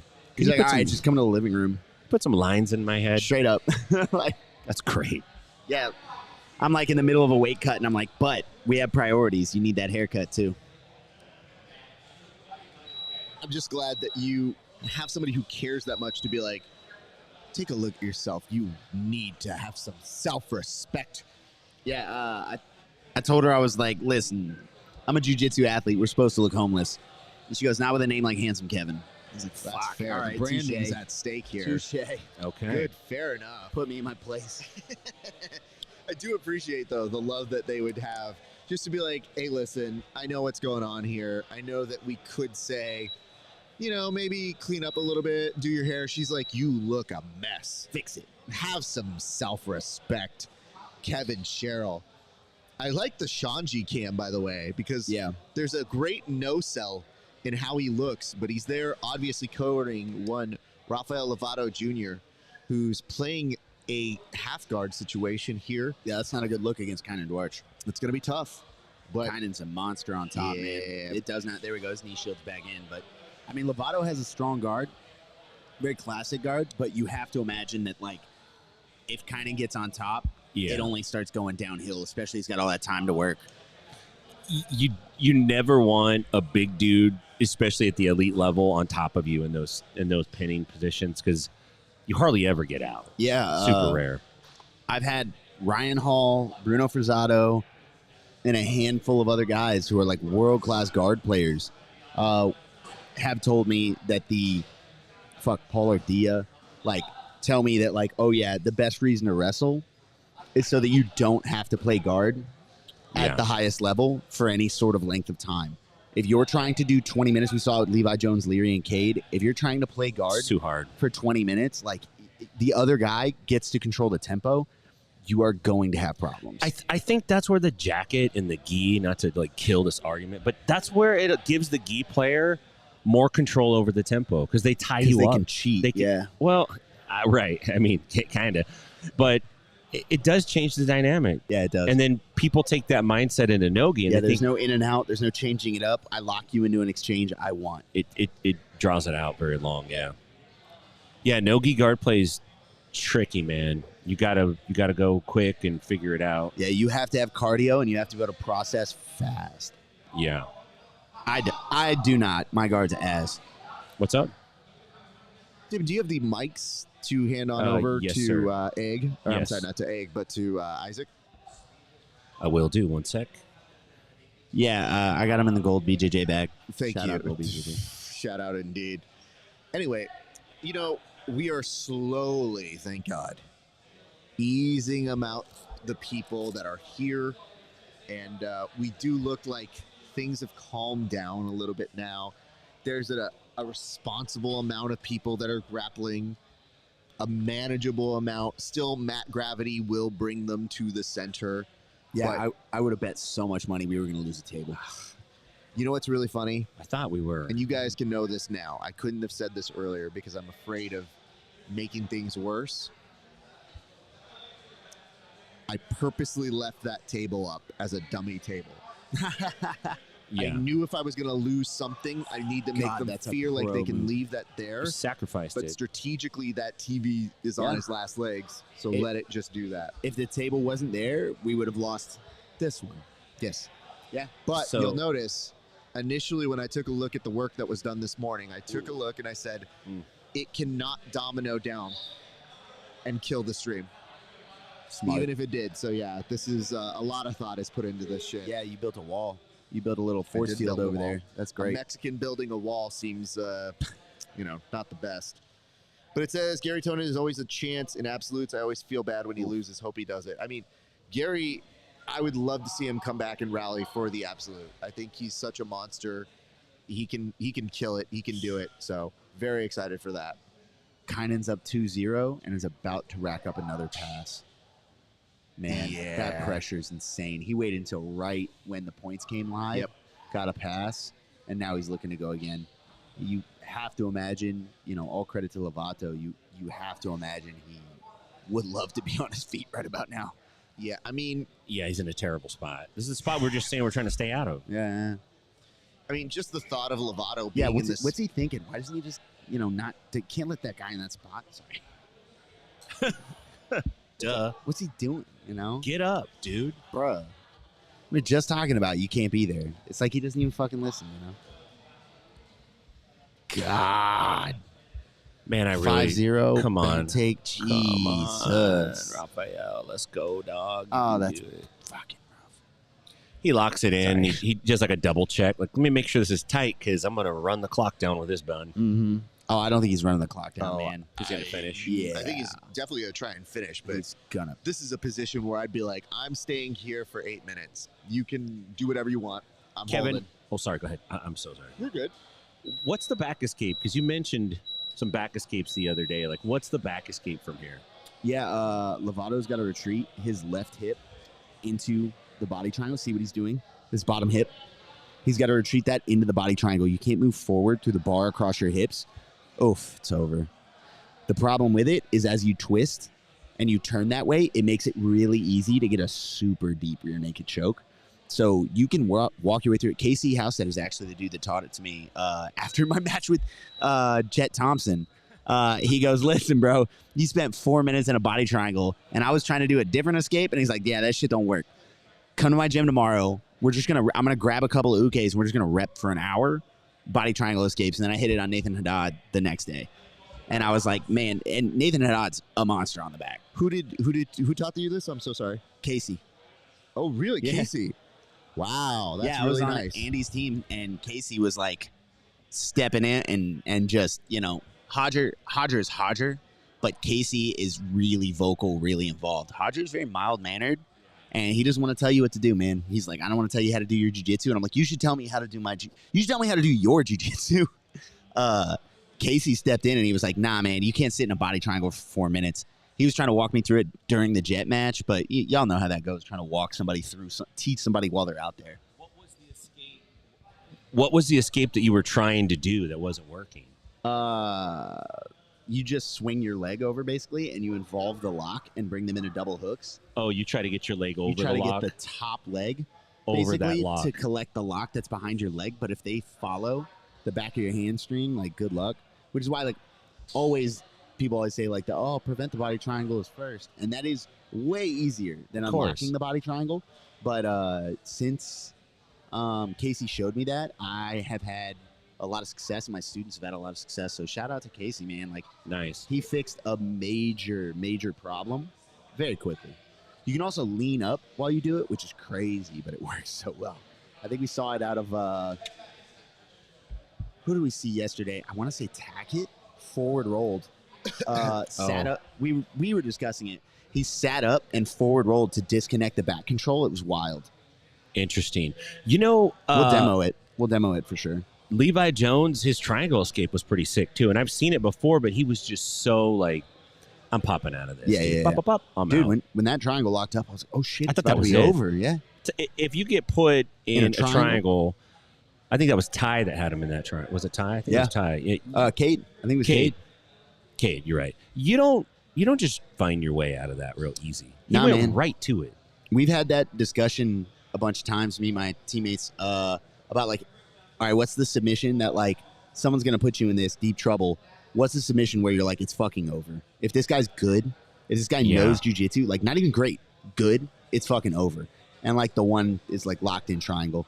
A locked in triangle, you are fucked. I feel like a locked in arm triangle, head and arm choke is just about as good, especially if your elbow gets pushed across. But I will say there are way fewer people who are good in arm triangle. I think all of the squeezing, which says a lot, but a lot of the squeezing type chokes or like ankle locks, there's a weird mystery nuance in there that takes a while to figure. And somebody could tell you. And the problem is everyone's got their own damn nuance and wait. No, you never do it like this. You do it like that. And then some other person goes, no, don't do it like that. Do it like this. You kind of have to feel what that signature feels like. Yeah. And then you start hunting that feeling. And once you get it, you get it. Dude, you develop like this weird sense of like snugness. How to tighten it up. Yeah. And like I tell my guys, I'm like, you were never going to not doubt it. I Yeah. put people to sleep, and the entire time I was sitting there for like, it took like 40 seconds or whatever. It took forever. And the whole time I'm sitting there thinking, man, is this thing on? Like, I got to trust it. Hey, what's up, everybody? Welcome back to another installment of the Bullpen. Kev, we got a huge board. Why don't we get straight to it right now? Go ahead and lead us off. Yeah, thanks, Raph. Today we're talking about the clean aesthetic of Gold BJJ. They're phenomenal streetwear they've got. It's not just training gear, guys. You can get streetwear. Raph, are these all Gold BJJ? All of these cards are Gold BJJ? Yep, just read the script like we talked about. Yeah, you're right. They've got a variety of styles. They have a bag. It's phenomenal competition gear. You can bring it with you. You can throw it in the wash. Raph, these are really cool. Are any of these for me? Like that bag? No. They didn't have any stuff for you. They ran out of your Well, they're sizes. really affordable if you need to go out there and get them. You can just get the stuff, goldbjj.com. These shorts are awesome. I'm going to get this. Wait. Oh, this Do they have a second set for me? Is that a thing they have? You know, they were like, hey, man, we ran out of stuff, and they didn't have it in your size because like fat. You know what I mean? So, like, these are all for like me. Anyway, go visit our friends at goldbjj.com. 10,000 hours is a steep mountain to climb to become a master, especially when the task at hand puts a relentless demand on your body. There is nothing casual about this sport. It's all in, all effort, all focus. It takes a lot from you, but the reward is unmatched. Mastery of oneself, an acute understanding of your weaknesses with an explosive sense of your strengths. Being able to complete the climb to mastery requires the proper nutrition. This is why it's important to take in a potent blend of electrolytes that is in tune with your output and brings strength to your goals. This potent blend is only found in Salt Electrolytes. Salt targets your depleted electrolyte levels with a boost of hydration and health. It gives your body the baseline recovery it needs.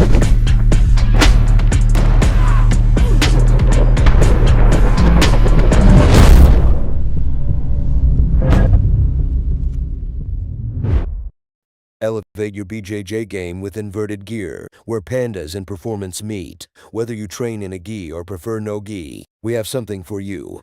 Our gear is built to last and designed to perform no flashy extras, just high-quality craftsmanship and minimal design. Plus, pandas. Don't miss our back-to-school sale going on now. Visit www.invertijar.com and roll with confidence panda style. We're out here a lot.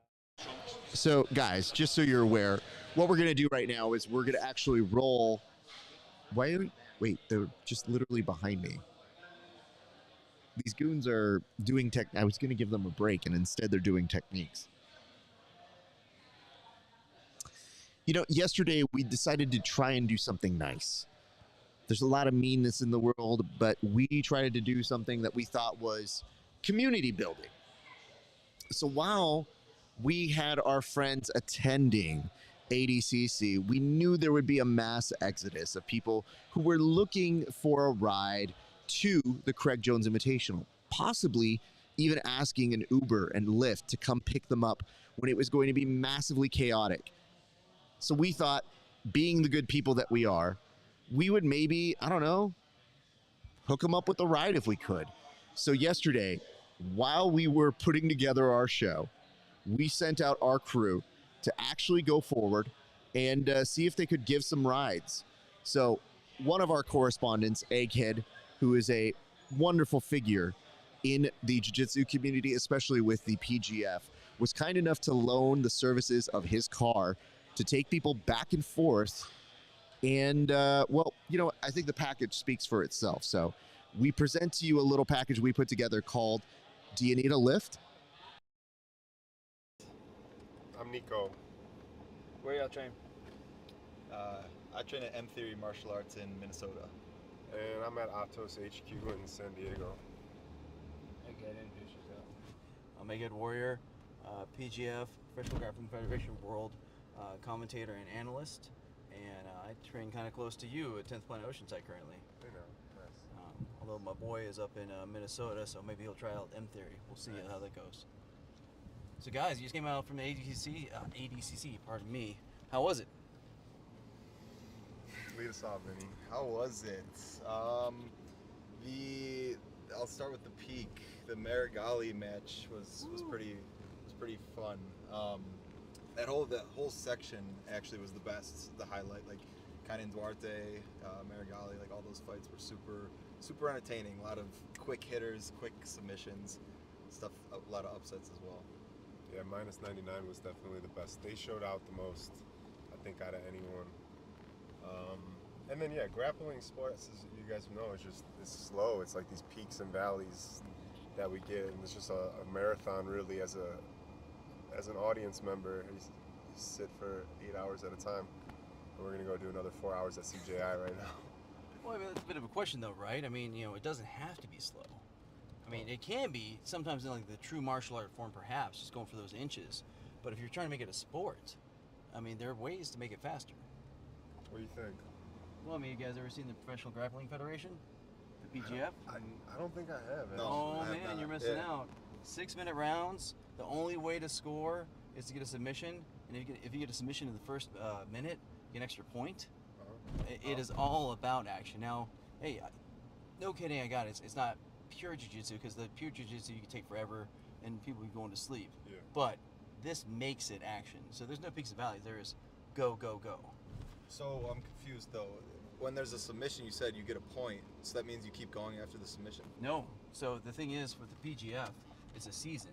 So it's over 4 nights of regular season, and you have 12 matches. Each competitor gets 12 matches, three matches a night, for the 4 nights. And whoever accumulates the most points gets to the playoffs. And points are only by submission. So if you get a break, arm bar, heel hook, whatever, that's 3 points. You get a kill, a choke, rear naked choke, guillotine, whatever, that's 6 points. And that goes towards your totals. Kind of like a World Cup type situation. Whoever gets the most points out of that, like either the little scrum gets to the next level. Same kind of situation here, but you only get points by getting submissions itself. And it's only 6 minutes long, as opposed to your 10-minute matches ADCC, or your up to 15-minute matches CJI. I'm just saying, there are ways to make it more exciting by truncating, like giving incentives. But to that point, I mean, did you guys go to the CGI yesterday? Yeah. Yes. What'd you think about that? I thought that was pretty exciting. I liked the one mat. I liked not that, like, it's already kind of hard enough to pay attention because of the length of the show. So having one mat and then incentivizing wrestling, people can't run away. I liked the CGI thing. I guess my only criticism was sometimes I couldn't see because they were too close to the wall, right, where our seats were. And then they blocked the what's it called? Yeah, the monitor, the jumbotron. Yeah, the jumbotron was blocked by the lighting. So okay, it was tough to actually see. Yeah, it felt a little bit more playful. Like people wanted to be in action more. And I think it was cool to see people use the wall, like the slanted wall, like try to use it to set up submissions, to set up like takedowns, sweeps and stuff like that, which, like you said, like it reinforced grappling or wrestling and like using that where you can't run away like you can in ADCC.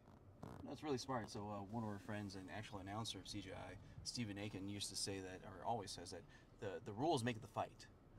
And so with CGI, their rules for scoring the rounds, because it's a 10-9, 10-8, 10-7 type situation, he who initiates action the most, the person that's like pushing the action, they get the top score. So again, that's an incentive by the rule set itself to actually make things happen. Yeah. So I think that's part of what you saw, is that people know that, hey, if I'm going to try to win this round, I gotta be going, I gotta be moving, there gonna be things going on, and made it, again, possibly more playful. I mean, I think there's also some characters there. I know, younger tags say, hey man, I'm a young guy, I want to make it fun, stuff like that. That was really awesome. But also like the rules itself give you that incentive. Yeah, without the music too, there's more banter by the crowd. There's more silences and it gets kind of stagnant. But there's also people yelling and trying to be funny. and sometimes it hits and it makes the show more entertaining. So like the silence, as opposed to ADCC, 3 mats, music playing, kind of not.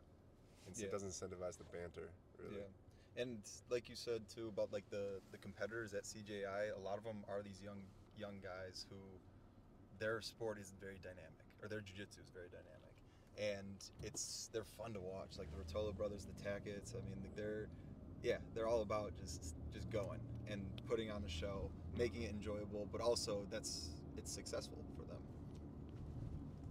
Definitely, lots of fun, and I think, you know, again, to the point you made earlier, just having the one mat, you know, and maybe less noise, it helps me focus too. Because otherwise, I think a lot of us that do jiu-jitsu got a little bit of an ADHD going on. You know, if I can actually focus, it's better for me. Because I think it's part of jiu-jitsu. It's like you focus on your training partner, you know, and so that kind of brings you that peace. I mean, I tell you, the 3-ring circus of ADCC, it's a lot. It's awesome, but you know, it's almost like it's almost too much for my sensory overload. Yeah. You know, it's kind of like when I watch an NFL game. Now, I'm a big Saints fan. You know, used to go to the Superdome every once in a while. I'd rather watch it at home because it's just too much noise, cacophony. You mentioned that. Yeah, the commentators too. It's nice having a commentator sometime. Like it's nice to like sometimes be at home, like listening to hearing what people say, like when there is that stagnant silence. But at the same time, like you get the energy. For example, like today ADCC, like to be in the energy when Marigali lost, like that was big. It was big. Everyone stood their feet. That was cool, and something that you're not going to get at home. So it's those gives and takes. So, I mean, now you're going to CJI, the finale. Yeah. Who's getting the $1 million? Who's taking it home, guys? I mean, I traded Atos. I really want Cade to pull it out in the under 80. And then the over 80, yeah, there's Vince, I'm actually not from, I don't know how to say his name. What's his name? Santos? Invencio Santos. He's from Atos. But I don't know him as well as I know Cade, so I just want to see an exciting match for the big boys. I want the big boys to put it on. And then I think Gabby might do more. I think she might, I don't know, because it depends how much of a clown show Craig's going to make it, but I'm actually really looking forward to seeing what spectacle, and if Gabby can actually pin him down. She's massive. Yeah, I think the sexual tension is going to really have an opportunity to blossom with Gabby and Craig. Yeah. So that's where I'm most excited, just to see how that is expressed kind of on the mats, to be honest. And then in regards to the millions, yeah, it'd be cool to see Cade. Trained with him kind of through you, and let's see, I don't know, but like I'm gonna be honest, was it Leary who beat Cade's brother Ty? He was looking, yeah, he's a dark horse. He was looking scary. Like I know my legs were hurting just watching. He was kind of looking like Owen Jones today at ADCC. Yeah. These Australian these like Lachlan Giles students are just looking scary. Yeah, Kennard over the 80 kilograms had a very nice guy. He sat Hugo back into an inside ashi, which I've been yelled at for probably because I'm lazy. I'm super lazy, so instead of passing guard, I'll sit back into a ashi, and I'll get yelled at by my coaches all the time for doing that. That's bad stuff. And he did it at the highest level against the number 1 seed, basically at the over 80. It was really cool to see. Well, maybe you saw in the last ADCC. I mean, Gordon Ryan was like just doing regular ashi on people and wrecking fools. Yeah, for standing. So, I mean, from standing. Yeah, exactly. I mean, so what is old is new again. Yeah. You know, I like your comment about the sexual tension. I mean, you know, obviously, Craig has $100,000, bet on him getting that leg lock. But you know, if he gets subbed by Mother's Milk, maybe he's okay with that. I mean, maybe that's the price to pay. I don't know. That's an age-old question that, I mean, is really only between him and Gabby, I think, ultimately, right? Like, the OnlyFans thing is actually a joke, right? Because would you guys buy the sex tape? No, I'm saying no. That's a no comment. It's from a me. no comment. I'm married, man. I ain't saying that. Obviously not, honey. I would never pay for anything related to that type of content. Maybe that's where you find the true jiu-jitsu, the true art of jiu-jitsu is behind that paywall. The gentle for art. sure. There you go. I mean, so just to go pull it back one more, man, we're all jiu-jitsu practitioners and fans, and this weekend, I don't think we'll ever see it again. I mean, I don't think we'll ever see ADCC and CJI again. We'll probably see them both, obviously, again. But I mean, how does it feel to be around something that's so momentous? And again, we probably won't see again. How do you feel about that? I think being around the first year is something super special, and if it continues, it'll be kind of fun to say that we did this. Actually, ADCC 2022 kind of changed my life. I'll spare the details of the story, but it changed the trajectory of. I trained at Atos basically since then, and got really deep into my jiu-jitsu practice, and so this was kind of a full circle moment for me to come back to Las Vegas and to be back in Thomas and Mack, where last ADCC was. Yeah, it's personally special to me. It's kind of a full circle thing, and I think they should keep it on the same weekend. Why not? Like, everyone's out here for it. Everyone's out here for jiu-jitsu then. Yeah, it really it draws so much attention to jiu-jitsu in general, which is super cool. Like, that's just awesome just to see. And again, being here for something that's a first time, always dope. And I think the other positive is it's gonna force ADCC to step up. I felt like being there today, it felt a little lackluster. Like, it felt like they had, like, they needed to do something. And talking with people at ADCC too, they were like, so if you had to pick one or the other, which one would you choose? And a lot of people were leaning towards CJI. So it'd be interesting just to see what comes of this, like, because competition only will force people just to grow. So I'm excited just to see what They took away the pyrotechnics and the drummers from ADCC. I noticed that. And the Pride Lady. Oh, yeah. Yeah, I'm glad they changed it. They had an announcer last year who was, like, very extra, but it was a meme. But and then CJI actually had pyrotechnics, which I took a video of because I'm like, I should probably make a comment about how they actually went into the pyrotechnics. But it is, yeah. I'm interested to see what you guys are doing with the federation, because jiu-jitsu I think the ceiling is such that it's not exciting enough to bring a non-practicing person or a non-martial artist to these events. Yeah. Like, how many people do you think at ADCC practice jiu-jitsu? We were talking about this. Vast majority. I said 80%, and I think that was low. Yeah. So, like, in basketball, football, it's not even close to that. No. Yeah. I got you, man. Yeah, so definitely. So check out the PGF. Go to Brandon McCatherine's YouTube channel. It's on there. The first qualifier is going to happen. Drop off, sir. Okay, roger that. Thank you, sir. You're welcome. All right, so first qualifier is actually going to happen. It's going to be live on YouTube 10 a.m. next, I believe, Saturday. Coming from 10th Planet Austin. Then the regular season is going to kick off November 3rd through 9th. There's going to be a draft, which is going to be phenomenal. And then you're going to have regular season. It's the Shark Week of Jiu-Jitsu. You can check out the prior seasons on YouTube. It's phenomenal. Cool. All right, but man, hey, until then, thank you so much for being the guest. Yeah, hey, man, nice to meet you. Yeah, nice to meet you. Hey, nice really to meet appreciate all your thoughts about CJI and ADCC, and man, we'll see you in there. Cool. Yes, Do y'all want to plug anything? Yeah, actually, I'll plug. I got a business, Fresh Steeps. Check it out, freshsteeps.com. Just launched functional flavorful tea. Great for jiu-jitsu, pre-jiu-jitsu, post-jiu-jitsu. Love it, man. No sugar. No sugar. It's honey, maple syrup. CBD bag. And It's in the back. yeah, Yeah. check it out. Give All them. Wait, can they take it in there? No, they can take the CBD. Yeah. Y'all can take I the got something CBD. to plug. On YouTube, I started a show called Rolling With. I got guests like the Rotolo brothers. I got ADCC champions.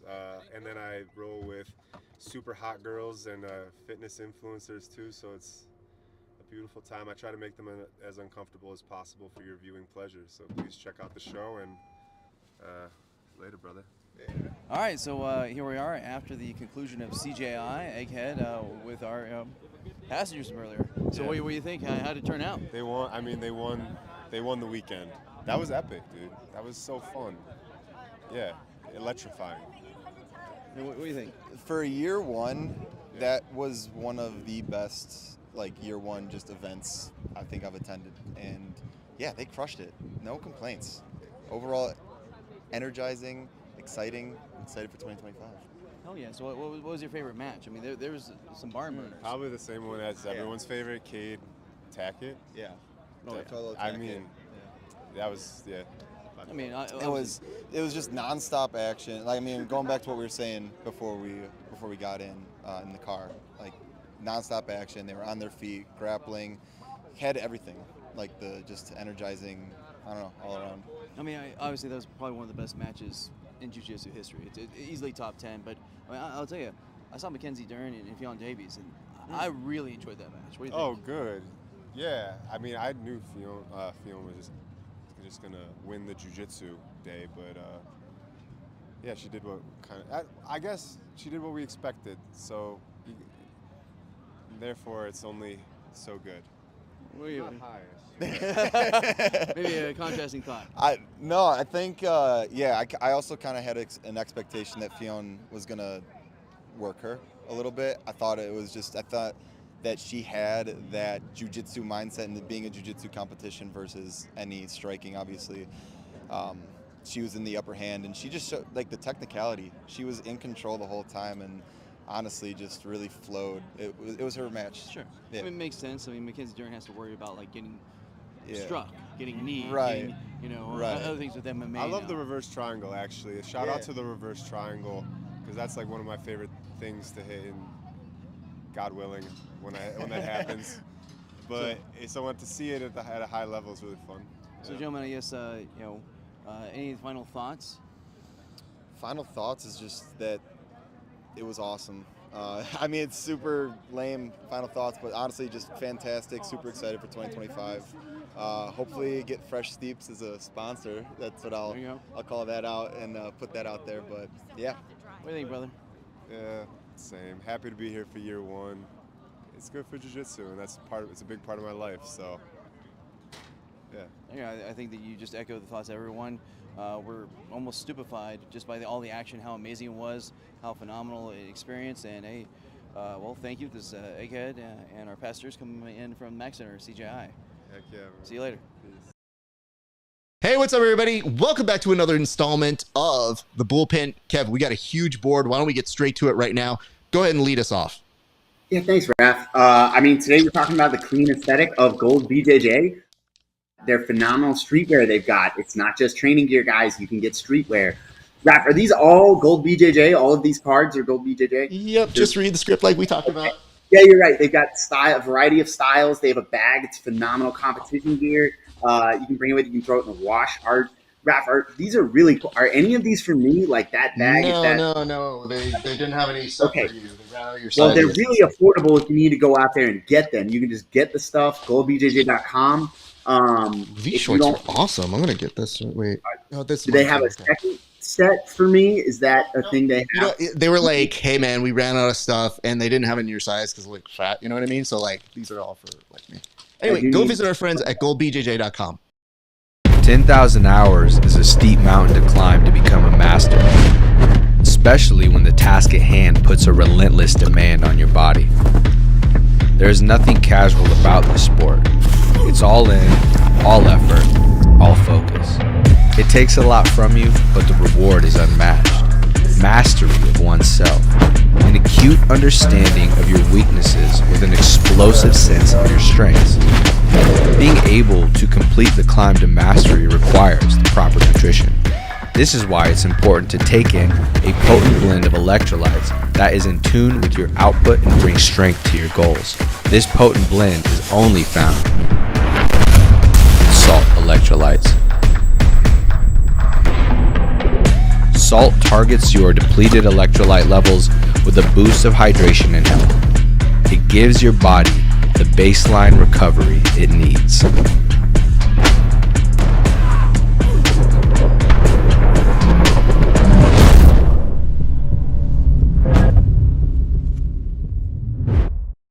Elevate your BJJ game with inverted gear, where pandas and performance meet. Whether you train in a gi or prefer no gi, we have something for you. Our gear is built to last and designed to perform no flashy extras, just high-quality craftsmanship and minimal design. Plus, pandas. Don't miss our back-to-school sale going on now.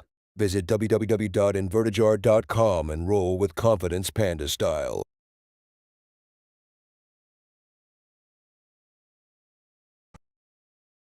So, hello, everybody. We hope you were taking a nice commercial break. They did just spring a nice little series of matches. We are looking at, yes, Rafael Guedes versus Nathaniel DeJesus coming in right now, and very happy to do this. Now, you guys might be asking yourselves, why are you watching a pre-show if the show is already happening? I guess my question to you is it? Did you guys watch the Flow Grappling pre-show? No. No. You waited to show up until now. So why would you put a pre-show on if nobody's actually going to be watching? If you're an affiliated version of it, you better put on a good pre-show. Actually, it sounds like they would need something like this to justify doing something fun. So, I mean, if you're not part of the official crew, then perhaps, just perhaps, we should be looking to do it at a leisurely pace. So this works for us, and I got news for you. Doesn't this feel a little bit more appeasing to the ears to not be in a room filled with individuals who are crazily yelling and killing each other, and throughout our best efforts, still bumping up against our equipment? So we say to you guys, welcome back. We're going to now start to get our attention toward the board. We didn't forget, but we've been inundated with a lot of dude sweat in here. And now my body temperature is just slowly starting to come back down. So I ask you guys, I can unmute you without having to mute and remute you. Wow. So that it's a little bit more appeasing to the audience ears. But how are you guys both doing? Kevin, I don't know about you. I'm doing all right. We got a little scrappy. We got a little sweat on us. We got out amongst the people. We slapped hands and fist bumped and gave some attaboys. I didn't dap anybody up. I didn't want to get the rash guard on me. And somebody defiled Kevin's chair. So I'm doing okay. Feel it, Kevin? Do you feel the remnants of our friend?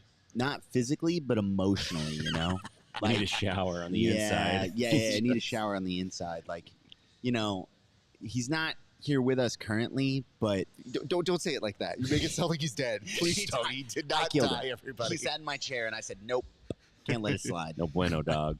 It's just he's no longer with us, and just says it like, oh, we're a new show. But yeah, it feels like somebody else drove your car, and like just everything's just like not quite right. Oh yeah, not quite right. Like the mirror's not where it should be. Maybe they moved some stuff around on the cup holders. Chair's not where it should be. Let's say this. We do have a champ about to be announced. Very cool stuff here. We did go through some things. I'm going to look at the comment section, but there's a lot of stuff to still cover. And to all of you who have been trying to get in contact with us, I did have a friend, a correspondent, who told us he was trying to get a hold of us. We will get to him in a few minutes when he calls back in. But in the meantime, thank you guys so much for working with us. We definitely had to work through some surprises here. So I got jump scared by that ad. Jesus. Okay, that's fine. I don't know what that means. I think the volume probably just scared them away. It's okay. You guys have volumes on your TV. You can figure it out. Anyway, guys, we should start with this. What was the submission of last night? So I will start with you. And I'm going to go ahead and go on over and return back to one Tim Freeman. Tim, what was the submission of yesterday, evening or day? Whatever it is you want to call it. I think that's an easy one, and I hate to jump in and take the biggest, juiciest piece of steak that I can, but I will, even though I hate it or not. It's got to be Nicky Rodriguez with his RNC against Felipe Andrew, because that is the very first $1 million choke we have ever witnessed. So in terms of sub of the night, it's got to be Nicky Rodriguez. What a tension-filled moment. and then to see the relief and the joy and the real raw, authentic expression that he had, it's pretty damn cool. That's a lot of hard work wrapped up into one moment. So for me, it's got to be Nicky Rod, sub of the night. Very cool. Before I turn to you, though, just can I remedy something? Yeah, man. Well, what's going on?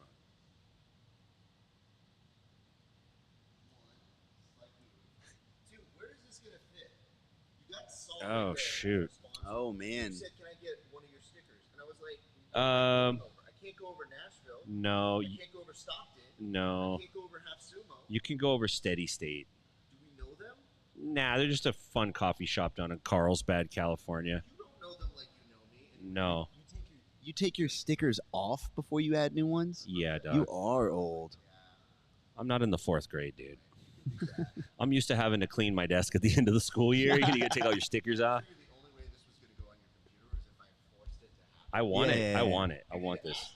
But I didn't take consent for it to go on. I like that it bugged Raph that much that he's like, wait a minute. Bro, Oh no, the computer just died. So hold on. Don't do any more. I gotta actually fix that camera. I think touching it gave it a touch of that. Touchy-feely. Touchy-feely sounds like a game you try to play with your girlfriend to convince her to make out with That's you. exactly what it is. Yeah. Yeah. That's the second greatest What- nickname. Yeah, the first is still Butter Panther. Yeah, I think we're right. Okay, here we go. I'm peeling. Don't Oh, so You're still not on air. oh, It just went to a blank screen. So Okay. I'm gonna kill this out. This is how you can tell you can't do two things at a time. Otherwise, you might kill one of them. All right. So I'm seeing Tim all right. come up off air. Ready? Hold on. You'll see it when you see it on air. Oh yeah, I'm in the dark right now. Okay. If that fixes it, then we're in business. Kevin, talk to the people. Narrate what's happening. For Bodoni and Rodriguez, or do you want me to keep going with the board? Because I'm going to be honest, I'm going to be watching this while I just talk about it. Yeah. If you guys, this is my pick for, like, we have a viewer's guide. It's J-Rod versus Bodoni. Like, I think this is super interesting. We have a little bit of a problem with J-Rod going up against the size advantage, but he has looked phenomenal and looked like size doesn't bug him at all. He had a very impressive performance against super strong, super tough.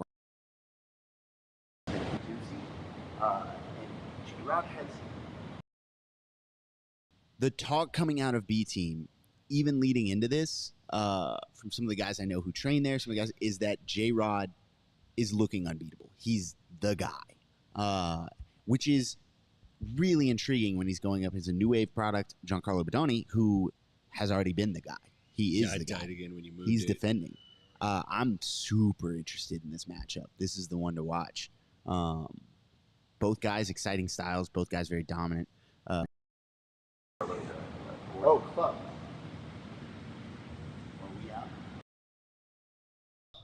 No, you guys are back. As it always should have been. Nope, I'm not back. Raph's like, I can fix that.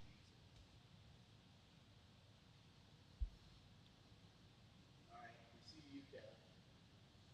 Move this way, and now this is it. This just might be a faulty wire I have to replace. When it comes back on, I'll just move myself to adjust. To, I can tell it's now just a faulty wire. He's wearing future kimonos. Are we contractually obligated to support Giancarlo? All right, scratch I didn't everything I, sign anything, said. man. J-Rod has no shot.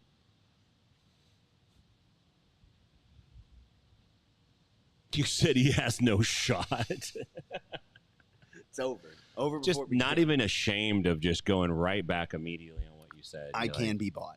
Yeah. Let it be known. My I can be opinions. bought. Price is negotiable. Right. Here we go. Another thing about this camera setup is that it literally, not only does it kill it, but then it reverses who's where. All right. Kev, do us a solid. Start narrating how this is going. And to our new friends joining in, stay with us. Yeah, man, this is very interesting because you're watching J-Rod, who's a very classic wrestler, and Giancarlo, who is very much so from that new wave school of wrestling. He's going to look for hard collar ties. He's going to plant his feet and hang And J-Rod's moving in and out, fakes left and right, looking for crisp little elbow offs to create angles. Yep, there they are. Little wrist snaps. He looks a lot more like your little level changes, a lot more like your classic mobile wrestler. It's going to be hard for him to keep that pace up over 20 minutes. So I think he's got to look to bring it to the ground quickly. Yep, little level change for the ankle pick. Giancarlo, though, pretty physically imposing. I think there's got to be a size difference here, a pretty significant size difference here. I'm intrigued to see how it goes. That's not a guy you want to shoot under. I think J-Rod's plan has to be to bypass the sprawl and go straight to the back. But we'll see, man. He's been able to pull off some, he's a highlight reel. Giancarlo, steady, stable, very fundamentally sound, very positionally sound. Clash of styles here. Yeah, who's got the better kit? I really like the J-Rod kit right now. It looks good. Yeah, you're fired. Future Kimonos kits are the best kits. Thank you. Shout out Future Kimonos. If you're wearing anything else, you suck, and I hope you lose. Gold BJJ like is the other I got acceptable fired option. too. He's like, yeah, you're fired. Yeah, just turn in your stuff. I feel very bad. He does have don't that bother putting that- hiring and firing power now. Yeah, don't bother putting that sticker on, Tim. That's your version of you are not sick, Kevin. You are fine. You are not going to die. You're not allergic. Kevin, I want to There's ask the you shot. a serious question, though. Mm-hmm. It seems to me like the collar tie game has gotten a lot more intelligent in terms of the way the collar tie's played, where it's placed. It seemed like it was a little random in the beginning, but man, it's pretty spot on now. Before that, very recently, you're right, it has developed, I would say the last 2 to 4 years. It used to be like when I first got into jiu-jitsu, what they were calling collar ties were like palm strikes and clubs. Yeah, just club in the head. Yeah, just club in the head, or like Muay Thai plums at best, right? Right. You're seeing a lot more people using movement. You attach with the collar tie, and then you move them. to pull, Yes. right? And they use that to create angles. They use that to hang. I will say, jiu-jitsu collar ties are oftentimes very different from wrestling collar ties because you have time to work. Yeah. Wrestlers want to create hard snaps and hard angles. It's a sprint. It's a 6 to 7 minute match. And it's like, and if you go into the Olympics, it's a lot higher. But like most wrestlers come in planning for a budget of 2 minutes, 2 minutes, 2 minutes. Right. Whereas like jiu-jitsu guys can invest. They can invest in a steady, slow collar. One thing I think we should be addressing is the fact that Giancarlo looks like he is very close to getting the back. J-Rod in trouble right now. He does have a little bit of a prayer. He could move out. He does dump him on over. Now is going to get the opportunity to start passing. Now, mind you, we are in the no points portion. So this is still very good for him. And now is secured side control. Beautiful. I was going to say, beautiful stuff. This is the most interesting way this matchup could happen, in my opinion, is let J-Rod work his passing versus the very strong guard of Giancarlo Bodoni.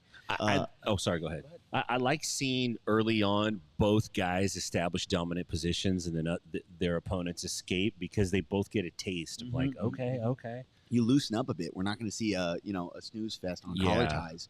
We're going to see guys who are willing to exchange. If you've already been in those deep waters, you're a little more willing to open up and fuck around and find out.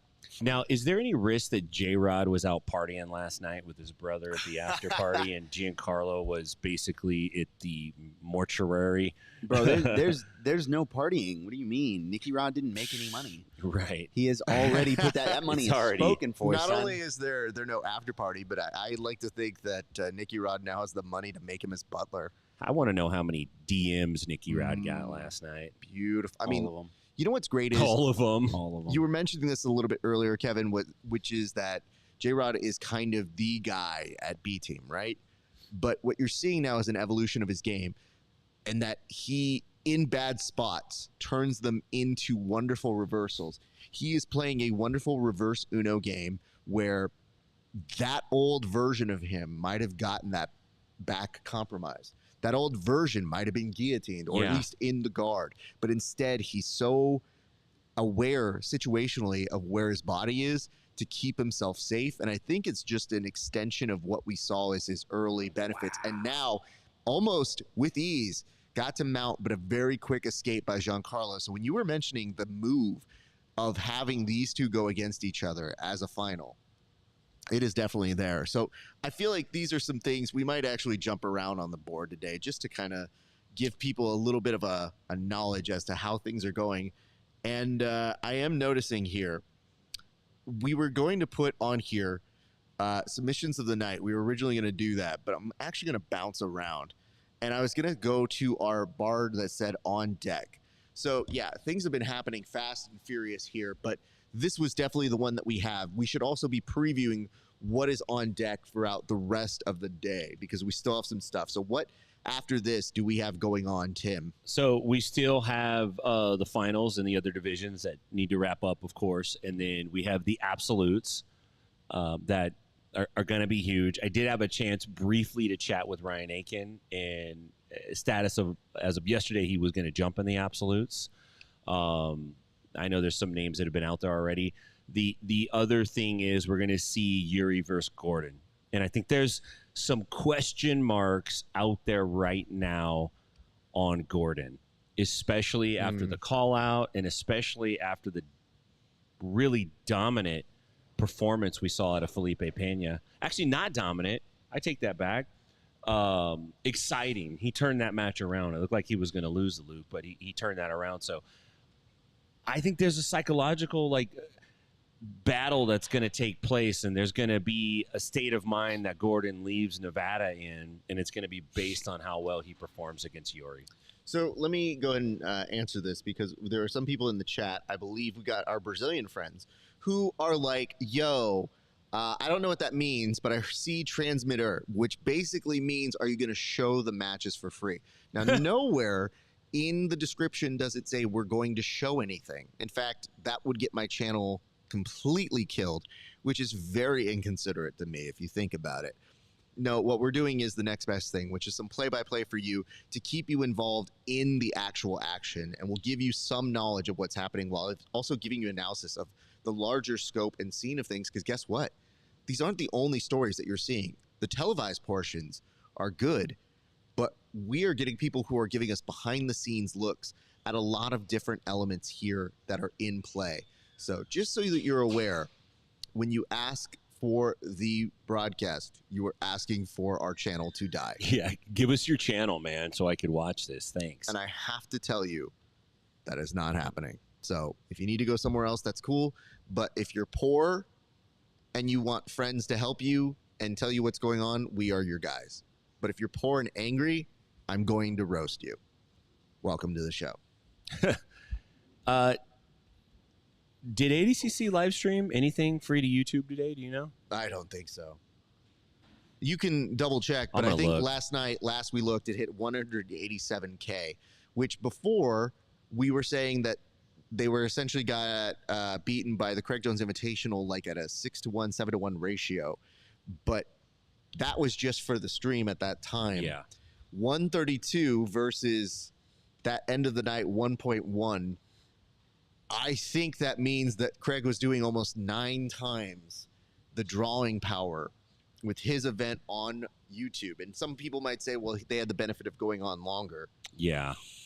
Definitely it's not on live right now. Sure. I think they just did it yesterday. Broadcasted the 99+ division. Oh, I see this. It's Bora. I do know that one. Okay. Bora. Yep. And Kiro Live Das Lutas. He said, I want live fights. That's what he said. I mean, I do understand that much, but you poor, so go buy them. Otherwise, help yourself by hearing our commentary. I just appreciate these people. Guys, get yourself like 5-6 friends. Yeah. Split the fights. Go in on it. Yeah, exactly. Split the fights. You know, a little Flow Grappling login. You're going to cancel it as soon as this is over. And put us on as well. Yeah, absolutely. Tell those 5-6 friends about how we didn't help you. After this fight, I'm going to run and grab lunch, guys. Thank you. I appreciate that. We were going to talk about that. Yeah. Don't miss this one. Just so you know, Egghead also sent a note. It's like still on the first segment. Egghead, do you not remember the over 100 people that were in this room? Yeah. We could have done the pre-show, but we had to reassemble the pre-show. Then when we reassembled it, it was a let's talk to the people, then let's do the show. And now the people are gone. There's an order to things. and you can't be skipping around. You can't be changing things. You know Who what's are funny? you? It's that I think the weird part is Egghead thinks that I don't have the same like very orderly thing that happens. It's just sometimes the touchdown pass isn't there, and you got to call an audible to still make the play, and that's what we did here today. So, I don't know what producer any of brain. those words mean. I watch fighting. You know what's interesting is they've cut away several times on the broadcast, and they showed Bodini's corner with Marigali, Gordon Ryan, Oh my God, John Danaher, and then they show J-Rod's corner, and it's, you know, his brother, his coach, Dima. They're all happy and smiling. And it cuts back to Marigali and Gordon, and it's just a very somber look. Look at this. He's going to try to. No, not Come a up tall. on You know it. what? This Very is nice this is grappling right instincts there from J-Rod. Don't engage. Oof, I was wondering if he was going to Beautiful. get kneed as a result of that. But Surprised he didn't get run over. That's crazy. let me point this out. Yes, I'm sure there's a little bit more joy in the face of B team than there is in the Danaher Death Squad. Who And we're in points now. we are at points. This is very interesting to see how it'll play. Giancarlo choosing his spot nicely. And I mean, Kevin, you could speak to this. You mentioned that you were excited for this match. I want to go to you for what's on deck. And I mean, Giancarlo can Alabama slam this dude if he really wants to. Alabama slam him. Absolutely. I love it, dude. Absolutely. That's a legit move if you can make it work. So, Kevin, you know, you can speak to the wrestling here. What makes Giancarlo's wrestling so unique in our world of jiu-jitsu? I gotta be honest. I don't think it is unique. I don't think it's unique. I don't think there's a lot Giancarlo does that is unique. That's not the word I'd use to describe him. He's precise. He's solid. He's very methodical. He is in the best of ways. He's a Gordon clone. He has very similar body type and athleticism, and he made the switch to New Wave a few years ago, and just said, "Listen, man, I'm trying to do what you do." Yikes. Okay. Speaking of which, right now, if he is trying to emulate Gordon, this is a good start because he is looking to take the back here. J-Rod's in trouble. J-Rod is in a little bit of trouble. There's 7:47 left to go here. Very intriguing to see how this is playing out. The back is compromised. Oh, Giancarlo. And there's the hook. You know what's going to be interesting is if, let's say, Giancarlo does win, you would have another set of brothers who would be silver medalists from ADCC as well. So that would be Nicky Rod, who has gotten a silver before, and J-Rod. So they would extend the B team name, but I think it's kind of weird not to acknowledge the achievement that is. You see it put his hand on it? Sorry. We just were drilling. We were I just saw discussing that. You know what's weird? I gave you guys a break, and you went straight to drilling. I started was picking like, Kevin's brain about I was like, Just gentlemen, his life, friend. I'm trying to give you time to feed yourselves and go rest, and you went to drilling, and I go, you know what? You've made your choices. We'll We eat found escapes for lunch. The one, we found the one unsweaty corner of this match. I know. Get a couple reps Arguably in. questionable. I will say this. I think a dad was asking me if they could use those parts of the mats, and I was like, no. And then they let children go there, and I was like, that seems egregious because I'm not going to go yell at a child. Yeah. I'll yell at an adult. Yeah, that was a power move. It was a power move. It was very solid. But What you should have did was punk him. Oh, no, I still went to yell at the children. It's just, I know it's frowned upon. Did but I you was pop like, a raffle? Yeah, I did, absolutely. I was like, yo, come You after squirrely this. kids. Boy, All right, J-Rod's that's a lot of looking time. Yeah, he's in a rough spot. looking tired too. This has got to be disheartening when you've, in the no points period, he mounted. Yeah, there we go. Egghead said Badani is disciplined. Spot on. Damn. That's the way I'd describe it. What is the size differential here? Like, I know this is in a weight category, but Got to be 20 Dini pounds seems easy. a lot. Oh, beautiful.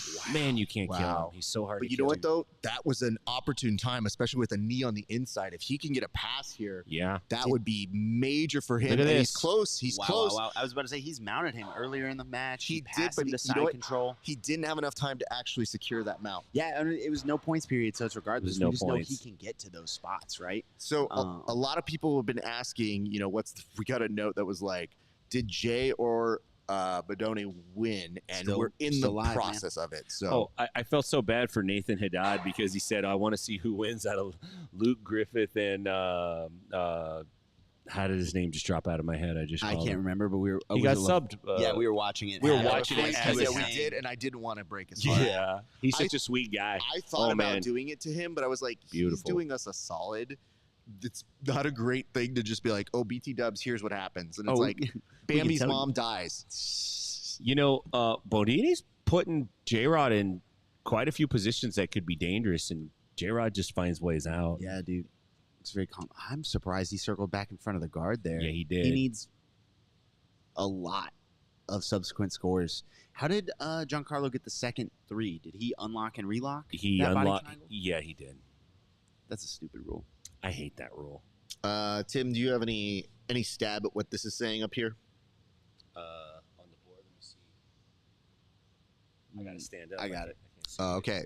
Let me figure this out. We're gonna Google Translate our friend. Thank you. Read it to me. Kay todos as lives para quer isso ne, and then laughter. He said he wants to watch laughter. fighting, and he doesn't care what we have to say. Yo. Oh, totally cool. I don't care what you have to say. Womp womp. Are you multilingual? I think that's what he said. Oh, what if it's not what he said? What if you maybe fucking be a dick to him for no reason? Well, you'll never know. It's a black belt move. Oh, the thing he said earlier about that was true. He's like, he's saying something about that because Portuguese is very close. Not exact, but it's I get Latin. you. Yeah. My wife is 100% Mexican, so I hear Spanish. Freud Evolve A says lot. ADCC has tons of dumb rules. I mean, listen, sure. And there was a question that said, what's the score? It's currently 6-0. Advantage 1 Giancarlo. Jacob Rodriguez has 3 minutes and 33 seconds if he is going to become a champ in the ADCC rule set and become double brother champs. I think we could pull off, if we wanted to, just a classic radio play-by-play for people that don't want to buy the subscription. They can just listen. I will be honest, that is normally what happens here. Right. It is you do a mix because it's a special time. Well, the way it works is if you do only play-by-play, it has no replay value. So you do a mix. You do a little bit of play-by-play. Oh, Look at that. Look, He did a amazing. one-handed cartwheel to escape an omoplata You and can't? a one-handed cartwheel back to back. And I can do a one-handed cartwheel. I've just never done it while my arm's in a joint. I want to see what it looks like when J-Rod and my mind is just fried right now. It just says never test your Who's interpreters. the Canuto? J-Rod and Hanato Canuto hang out, and Canuto's just doing backflips, and J-Rod's doing handstands. And I want to see them casually up the ante. Actually, that's a great proposal. That's Canuto and J-Rod going kind of against each other. that'd be great. I'd like to see them both have a food eating contest, but they have to do it upside down, doing handstands, and they just have to eat. If we were to cast a Jiu-Jitsu Spider-Man, I would say J-Rod's in contention. I think we would start with Canuto, Mikey and then is J-Rod would take the franchise over after the first or He'd second. be the one. Andrew Garfield of Yes, the franchise. yes. Okay. Mikey And then- Musumeci. no, he was my third pick. He's going to be the Tom Holland. No? Yeah. No. Really? Nah. There's a lot there. He's just not going to be as funny as Peter Parker. Most He's not going to be as intentional. I don't want a sensitive Spider-Man that gets offended really easy. Yeah, he's not going to be as intentionally Yeah. funny. That's a good point. He's going to be. Peter's I'm sorry, gotta roll with the Electro. punches. Didn't mean to say that about you. He's going to be arguing with Mary Jane. all the Mysterio's time. just being really mean. Oh and my I don't goodness. understand This why. is what we're here for, people. Connor, you made a fan out of me. My subscription just expired. You guys are helping out a lot. That's what we're here for. We're here to Hey. help those who are kind Man. and say, I'm cheap. Tell me what's happening. That is what we're here for, my friends. So, What's going on here? there's a discussion. I'm pretty sure he's probably talking with Danaher. And being J-Rod's like, yes, just sir. hanging onto the foot. Yeah. Is he? You think he's going to try to clear that knee and attack the leg, Kevin, or what's J-Rod? Oh, J-Rod, he's going to try and recapture that knee line, but I think that's where he was headed. I believe he has a foot trap with that left arm. does. So he has the option to open up with his right leg and recapture. Here we go. There it is. And there it recapture is. the knee line. But then he Oh. chose not to. Yeah, the counter leg lock right there. You're opening up to an inside heel hook on that top side. Oh yeah. And I think he's a little worried about when he makes that switch, especially if his shoulders can't follow. You see how Bodoni has control of his shoulder line. If he can't get his hips towards us, recapturing that hip line doesn't matter. If he can't turn to Yeah. face Giancarlo, Makes sense. that hip line doesn't matter. So I think he just bailed and went to go look for the back escape, which he's had a lot of success with, but 27 seconds left. Let's find out what kind of leg locks you got. Oh, man. This is brutal. I mean, credit to Bodoni, just really putting on a masterful performance here. But like after seeing J-Rod kind of explode into some scoring positions, usually in the finals you don't see a lot of exchanging. I feel like though I don't want to see these points happen, but they're fairly established. But yeah, you're going to see 9 points just to run up the scoreboard at the end. Giancarlo just had a masterful performance, though. As much as I think we were interested in J-Rod, I think there's a lot of like positive energy for everybody from the B team right now. Giancarlo has been a force to be reckoned with for the last few years now.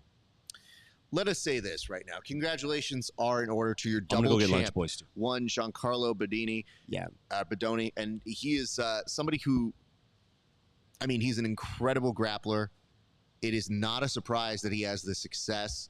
I know that he recently had a super fight that he did end up losing, and I was hoping that he would be able to bounce back, and bounce back he did. He is excellent in this rule set. Let's be very clear. Like, he is so good, and I know there's been a lot of love for J-Rod, but let's not forget the fact that Giancarlo is there as a consistent presence. And I don't know that we've seen the last of him. I think we could continue to see him have some good runs in this weight class, but this was definitely a weight class that a lot of people were interested to see on how it would play out. I would love to see him do the absolute. This is his second gold medal in the weight class. I would love to see him do the absolute, look to double gold. That's not something you see happen a lot. We like to cheer for the underdog and J-Rod. A very unhappy Gordon Ryan. Standing on that side. I'd just like to mention that was a gold medal brought to you by Future Kimonos. Thank you. Yeah. Giancarlo, I would love to see him do the absolute. His style scales well, size-wise, which is interesting for a very large individual. I mean, let's go ahead and take a moment to mute what is happening here, and let's see what he is saying in his post with one Jake Watson.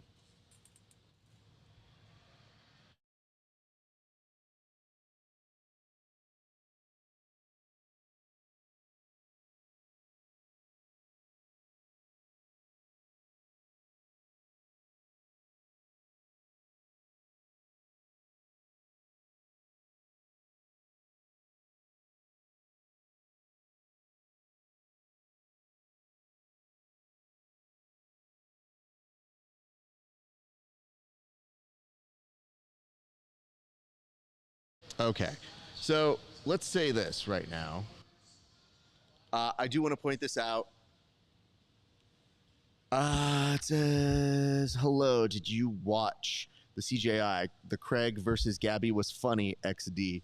Yeah, it was okay. I mean, it was silly. It was more of a hook. It was more of a way to get us there. And I think it served its purpose in being lighthearted, and as long as we didn't take it for more than what it was. It's not to show like dudes are better at jiu-jitsu than women. It's just like they just have a thing, and we're just entertained by it. So they played it up for comedic value, but what they did was use it as a launching point to say, yeah, but look at these grapplers now.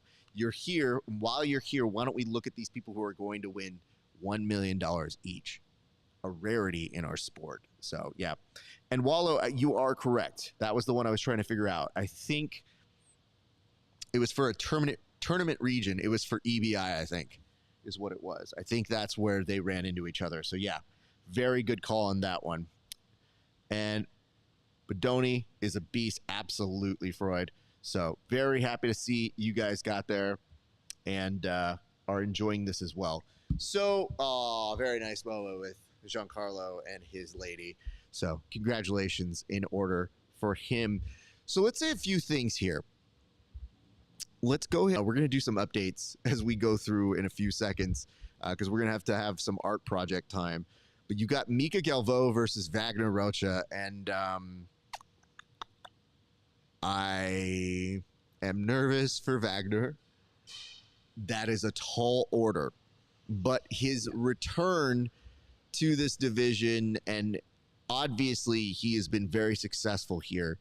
He's sneaky, but he will need to be at the top of his game to take on probably odds-on favorite, the guy who's supposed to win. I mean, we've known for a while that Wagner doesn't tap to leg locks. We're about to find out whether he taps to arm bars. That's a tall order, great man. question. Mika's very dangerous. He's very dynamic. Wagner's very tactical, very steady, very gritty, and can wear you down. I don't think I've ever seen Mika worn down. Yeah. That's your primary weapon. Wagner's primary weapon is he's in your face constantly, and Mika loves that. Yeah. He loves a dance partner. That's a tough one, man. Let's see if Wagner can pull it off. Good Lord. My stream is buffering for flow, though it does appear we're fine. Yeah, it's it's flow, right? I don't always want to blame flow, but like, doesn't it really always come back to them? So doing my best to go ahead and reset it. All the B team guys at ADCC are just, and why tripping does cables and stuff. Don't make me do finals in Portuguese. Is finals in Portuguese the only way we can see this? Because fine. That's what we're dealing with right now here, people. I mean, we're not even listening to audio 90% of the time. That's true. Fuck it, we'll do it live. That's what we like to say here. Yeah, watching the finals in Portuguese, just people are walking out in flip-flops. It's the only difference for us. Anyway, here's what's happening right now. So we're in the process of watching your 77 kg finals, and it'll be very interesting to see how everything progresses here. But Wagner, super smiley, super enjoying his moment. And I mean, this is an achievement in itself, honestly. And it says in the chat, a big difference between the two shows has been people commenting that the chairs are more comfortable in the T-Mobile arena. So can I propose this to you guys? And maybe this is something we need to consider further. Maybe it's less that they're more comfortable in the chairs and more that you're in chairs for 10 hours.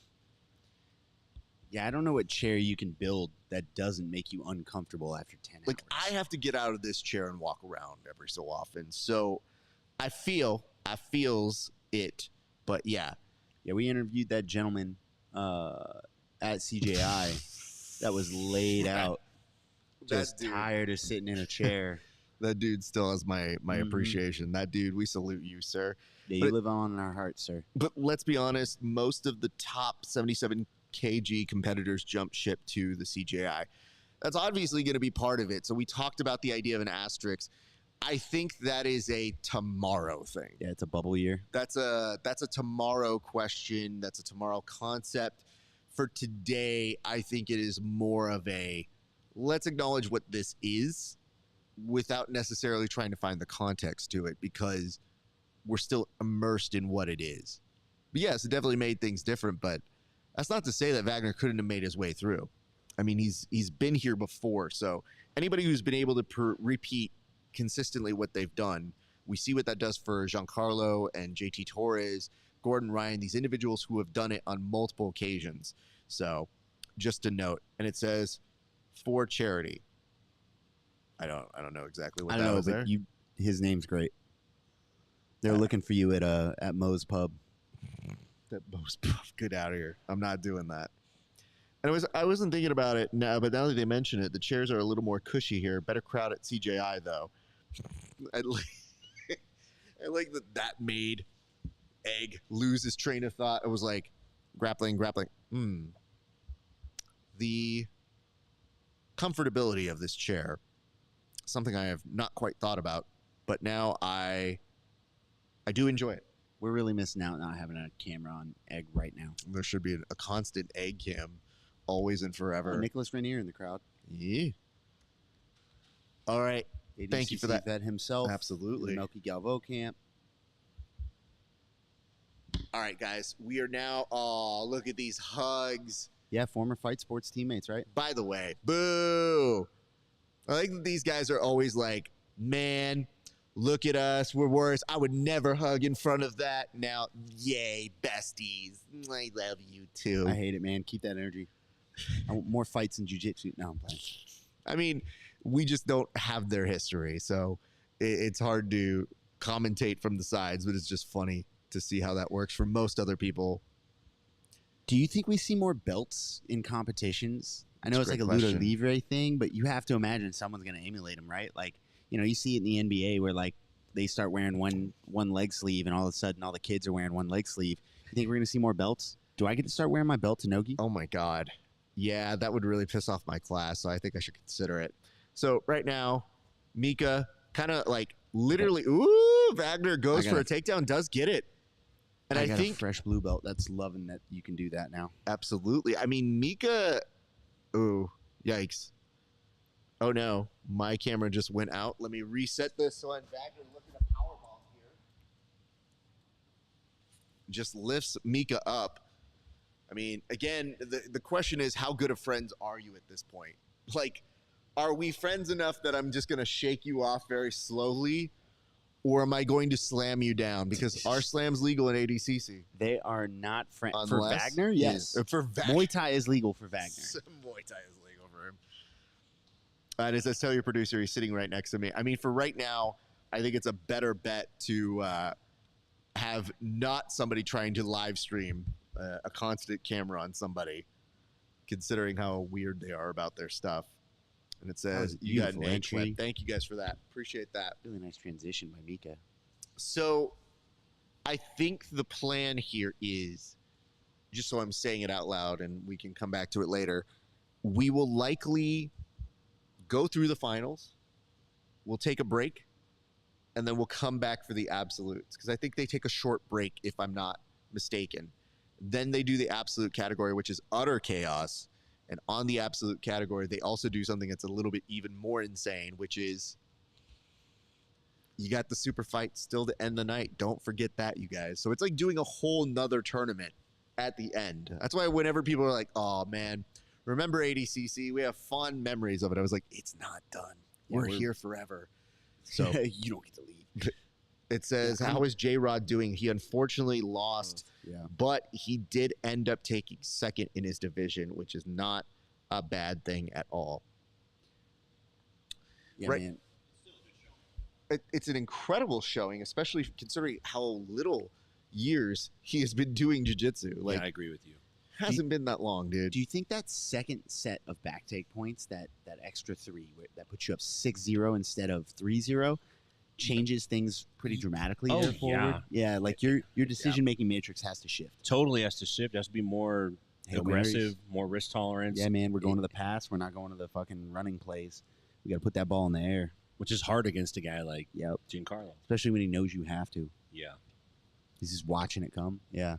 Versus like, you know, you're down 3-0. That's manageable. You passed Giancarlo twice already pretty quickly. Is there... I mean, how does Wagner beat Mika? He has to smack him around. 0-0. Yeah. Basically, psychologically try to sun him. You know what I mean? But again, it's not just sunning him. There's a part of me that wonders if Mika comes into that with everybody else. There's no history. Sure. But with Wagner, you go, this is a little bit different of a role.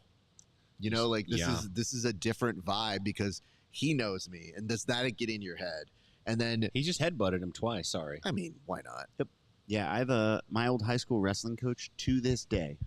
To this day, if we wrestle, he's gonna beat my ass. Like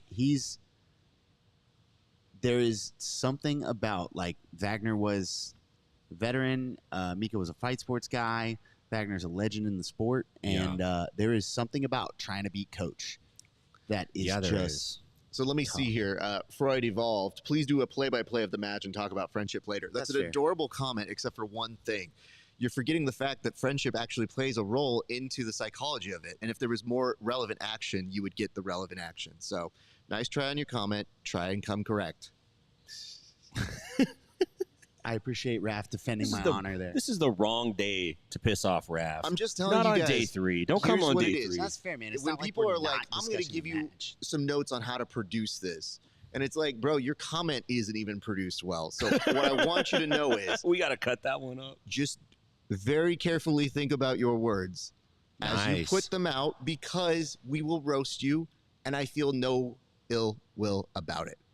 And actually, I don't even care, because now we're back to the action. And here, Wagner putting down some pressure on the head. So yes, this is very similar to the action that was happening several seconds ago. No advancement in position, and we are at 14:40 seconds left in the match. So really what you're getting is similar to what happened at 15:40 in the match. Yeah. But the psychology behind why these two may have a history helps to paint the picture, helps to tell you the narrative and the story behind why you're seeing what you're seeing. Any questions? It's like Mika's going back and forth from the knee shield to the butterfly hook, and then every time Mika tries to get under him, Wagner cuts him off with grabs a little throat, and he puts his head in front of him and cracks him if he goes too deep. And then Let me also point this out. Hey, kids, like, would somebody please give Raph a snack? He's getting hungry. I have to tell you guys, no, I'm able to live for food without a long time. It's just the relative ease that people can throw a comment and you go like, no, that's what the comment deserves as a response. So Mika has played a lot more guard in this ADCC run than I remember him playing. I actually in past think ADCC runs.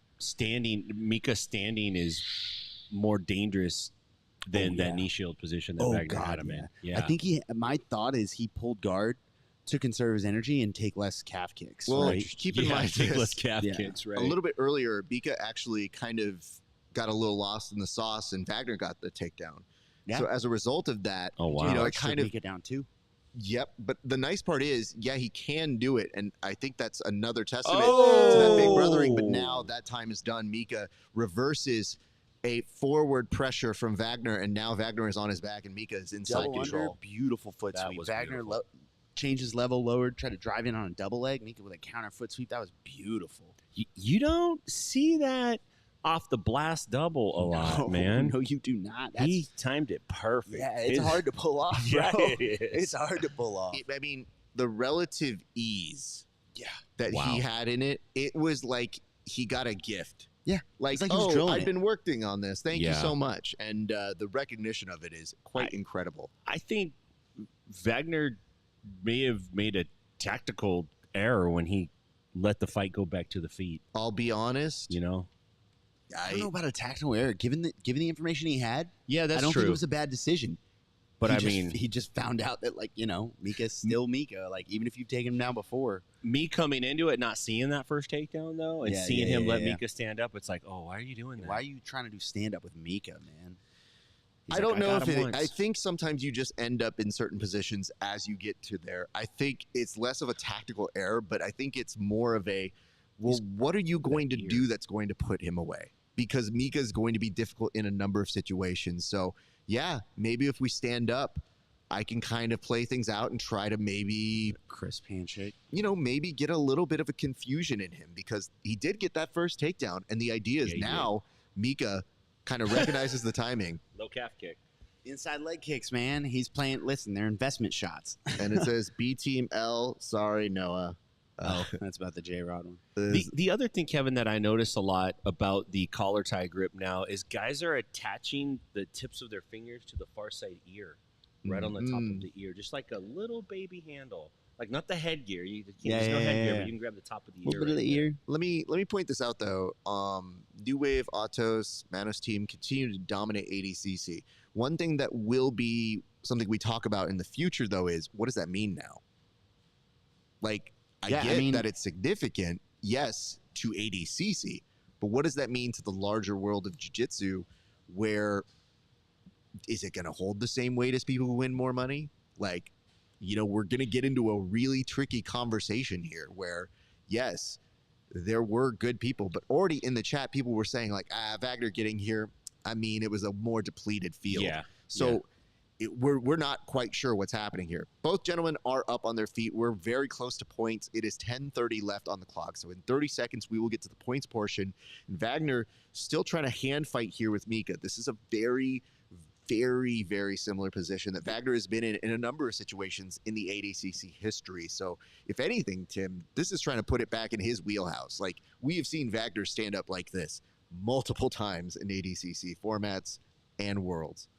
I want to see this last mad dash to see who's going to establish position where they want to be. It looks like they're going to settle for being on their feet at points. I mean, if you got to stand up now, The time to pull, the time to Committed, play yeah. underneath and experiment stuff is over. Now we're at real points. Yeah. And if Mika pulls off that nice little foot trip again, yeah. I think the place Wagner is most likely to lose this match is pulling guard. He's got to win 0-0. And I do think attrition shot, like joking about the Muay Thai, I'm not joking about the Muay Thai. I do think those little calf kicks are the way he wins this thing. They add up. You soften him up. Yeah, man. Oh, Woof. boy. There we go. guys. And Mika fights back Foot up. sweep by Wagner Hoch. Oh, Nice. my goodness. What a back take. What a back take. All right, how illegal does this escape get? No, I don't. Ooh, he's in there. I don't think you want to introduce yourself to scrambling with Mika. Man, No, I don't man. know how he. Like, is how gonna- much energy do you have for this, really? Dude, Look at look this. at Oh, these no. grips. He is Mika- attached. He got out. So so let's put it very clearly. I don't know how much he got out, as much as Mika in transition was looking for something and said, "Let me see if I can get it," and just didn't have it.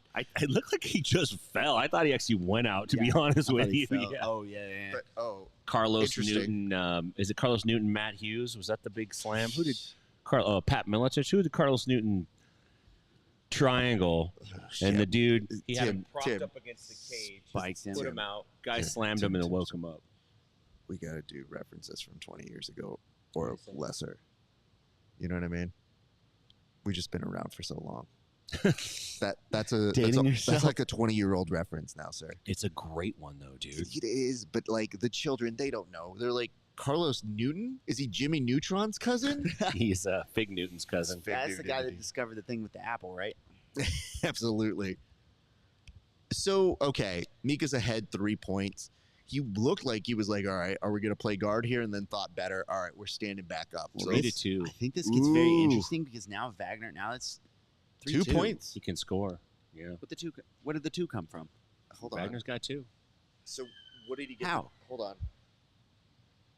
How did he get 2? In fact, I think they got the Takedown. reaction cam from the coach's corner for Wagner, wondering where those 2. Where'd the 2 come from? Just go with the Rampage Arona slam. I was thinking Rampage. Sure. Yeah. Sure. Oof. Ooh, that's a takedown. Yeah. Bobby Turtles, man. Yeah. I mean, Oh, but Mika. the hooks. Mika's basically saying here, you know what? You can give him 2 points. I've got other business that I can attend to here. Yeah. I may not even need to worry about it shortly. Mika previewed a little bit earlier that he was going to take that neck, but he's getting closer as he's on the back of Wagner. Doesn't quite have the hooks completely I think that left leg, finalized. I was just going to say, I think that left leg being over the top is a mistake by Mika. And then he fixed What's it. actually giving Wagner some time to dump him off. Mika's just staying on like a wet backpack as much as Under that possible. Chin, dude. I He know, is- Wagner But he just dumps takes looks for the underneath, and Wagner forward now roll, yeah. is going to be on top. And I would be surprised that a referee's going to, you know what, this actually worked really well for Mika. They're going to stop the action with Wagner landing on top, and the photographer behind them is very confused. The He's like, photographer "What's- yeah." literally just did this, like, Yeah, 2? he tries to forward roll and break him down and recollect. Don't try to make sense out of it, guys. We'll explain it later. It was Matt Hughes, though. Dude. Thank you. Somebody in the comments tell us where that 2 came from. Yeah, it was Matt Hughes. It was. Now that he mentions it, I'm like, yeah, that's it. God, this is. Oh, man. Chest to chest. It's very strange because, again, this did kind of work in Wagner's favor here. And he's looking to get that knee on the inside. A little bit of passing. Mika playing from bottom. Has a little bit of a knee shield. Wagner trying to find his way up and around. And it's interesting because the score is 3-2. We still aren't quite 100% clear on what the 2 was. Does it count as a takedown? The slam and then the turn on to the top. Maybe that's the what he dump, got credit because if he for? dumped him Attempted back over. take. So hold on. If he dumped him over and then was on top, That's a position change. it is a position change. But if there was no established pass. Did Mika have? Yeah. Did he get? He got 3 his 3 points for the back control. You can once you lose the back, if you end up on bottom after getting the 3, I don't think you get the 2. Oh my God. This is MacTube. Listen, bro, you need to ask me this in a week. Are you guys going to cover Jiu-Jitsu Overdose from Eddie Bravo? I don't even know. Hold on. I don't even know what I'm doing tomorrow, let alone what I'm going to do in December. It sounds like a lovely time, but it's a week full of Jiu-Jitsu. And I will say this. They were also in talks with us to do stuff. Yeah, tell them you want to see it. So if you want to tell see them. it, tell them. And if that's the case, they can get back in contact with us. Dude, I'm the easiest person in jiu-jitsu to find. So we're receptive to it, but we would need to. I have kind of one rule about working with crews and individuals for production. Take care of my team. If you take care of me and my team, everything is possible. All things through my gotch. But take care of my team. That is really the main thing I look for, especially in a sport that is burgeoning. So right now, 4:51 left on the clock, and Wagner's still looking to press this. He does need a pass, though. He does need to get some points up if he is going to win this. And what a Cinderella story that would be for Wagner to come back and win. And yeah, that would be incredible. You know, and the challenging thing about Mika is if you do get the pass, can you maintain that for 4.5 minutes without? Hold on, wait, Egghead, you're part of my crew. Like you're literally part of the people I said take care of. And Egghead going scab on me right now, being like, "I'll cover jiu-jitsu overdose if they pay my way." I'm like, bro, duh. Hey, just make sure Egg, you and Isaac grab some food because we don't have any here. Yes, facts. But we can for yourselves. Yes, for yourselves. We have some, but we didn't get. Well, you're just enough. not here right now. Yeah. But in transition, when you're in transit, feel free to get some food. But yes, we do wish you guys making sure you're taking care of yourselves. I think Wagner's going to try to run this down. Man, I think he's going to try to run it down and capitalize on a mistake or start last something. second sort of thing here. Has to, man. He's got 4 minutes to push the pace. Look at Wagner's Takedown wins it for him. That was the Unk tax. That's where the 2 points come from. Thank you for that, Wallow. And by the way, thank you again for those wonderful donuts. Did we bring the donuts inside today? Yeah, they're in the car, I think. Oh, he's calling. Wagner is calling for a stall penalty. Wagner, you got running 2 points hands magically, bro. What are you talking about? Like he now, just threw this is you Wagner, or attempted to throw you. This is classic Wagner. It is classic, but it's playing more to the referees than anything. Not Sure, even, it's a little bit of posturing, but it's definitely trying to be like, come on, ref, Trying what to are we get that doing here? call. That call ties it up. Let me have an overtime. What just happened with the ref signal? Well, that's a great question. He's chirping at him. How are you going to chirp at him? A little bit of a snatch single attempt. Here's the thing, though. The onus is really on Wagner to make this work. There's 3 minutes and 2 seconds left to go, and he is down a point. Now, a takedown would be possible, and man, I'm going to have to try that in the future because grabbing somebody by the head and just shaking them a little bit. Sergio does that, and it makes me want to punch him. Oh, my God. And that's why he does it. It's like eventually you can take the 2 or 3. You're like, "What? This is annoying," and then you're like, "I'm right," and then you push it off. That's what they're looking for, right? They're looking for the big FU reaction. Yeah. That gets them an opening for a takedown. Yeah. Nice little Seems posture. like it's actually, in my opinion, significantly less effective than a classic collar tie, but it's way more annoying. I It's know. psychological warfare. I bet a real jerk came up with that one too, like some guy that just annoys his Sergio partners. Ardea. I didn't say that about you, Sergio. Sergio, you know who you need to take Going care down of. to 2 minutes, man. Yep, we're getting close to the end of this match. 2 minutes left to go. They are both standing up. One-handed game of mercy here. Other round each other's necks. God, that was beautiful. Wow. Wow. Just a quick little pick. Little Mika pick is there. Clean. Just And- a little inside pick. You know what, though? That's what you have to do if you're Mika. Use your speed, use your advantages. And he picked his timing so well, almost maybe lulling Wagner into that last breath. They said 2 minutes and go. Or he just read it and said, like, yeah, maybe he's not there right now for a split second. Wipe that foot Yeah, up, man, man. that's that same pick that the Rotolos are always looking for. Oh, my God, yeah. They get it very occasionally, but that was the cleanest I've ever seen. Here's what I think is going to happen, though. Let's say it is looking likely now that you are going to see a Mika Galvo win. Yeah. He picked that up so fast. It's like when you drop your phone and you have a picture on the phone you don't want anyone to see, and you hope it doesn't land face up. And you're like, boom. But since we are looking at a likely Mika Galvo win, I think if I'm him, I chirp at the Rotolos. Oh yeah, I think I think that's where you go. You've already won, so there's not like a Got oh the my god, choke. what does it feel like moment. Yeah. It is he does get the submission right here. Well done, Mika Galvo, finishing Wagner Hocha with just seconds left on the clock, and Wagner looking like a proud uncle. Like, I know you had to do it, and if anybody was going to do it, I'm happy it was you. And yeah. Do you think Mika's satisfied though with everyone dropping out of the division and a lot of matchups changed? He Do you was think he very feels vocal satisfied with it about it in terms of, no, that's not cool. If you guys really wanted a match, you should have been here. And Wagner, now it's reality setting in that this could be very well the last time you do see him at this grand of a stage in this moment. But if there's one thing I know about Wagner, even if he says he retires, I don't believe you, fam. Yeah, you're gonna Lovato. We're gonna see you at Masters 29. Yeah, they're gonna be showing up, beating each other up for a long time. Egghead Warrior puts it very nicely and succinctly. It says, "What was that, bro? Jeez, You all man. right?" That's a real turnoff, dude. I was about to You're say, you're like a 5 Vince now. McMahon once famously said, "Sneezes are choices." Sneezes are He- choices. so there was a real thing in WWE that's like, you don't sneeze around Vince. Now, granted, Vince is, no model of anything, but they would be like, yeah, dude, if you sneezed, he thought less of you.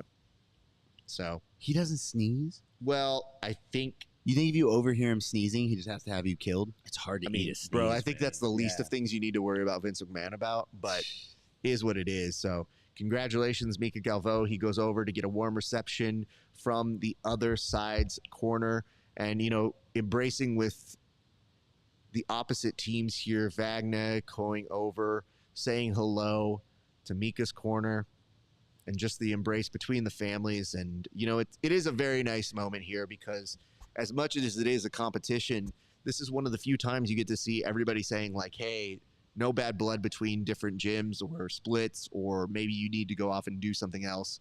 But now Yeah. Mika Galvo being embraced by, I believe this is his girlfriend. Yeah, his girlfriend's I don't know if they're engaged or anything, but his girlfriend's like apparently a very accomplished wrestler. Oh, that's awesome. Yeah, they do like technique videos. He's like credited her with some of his takedown technique. That's really I don't know if cool. that's just him being nice or whatever, but she's extremely accomplished as an athlete. Like, it's not like, I don't know when they met, but it's not like he's suddenly a great wrestler. He's been phenomenal on his feet to since we've seen introduce him on the a stage. mute, but we're going to hear what he has to say in his post-match interview.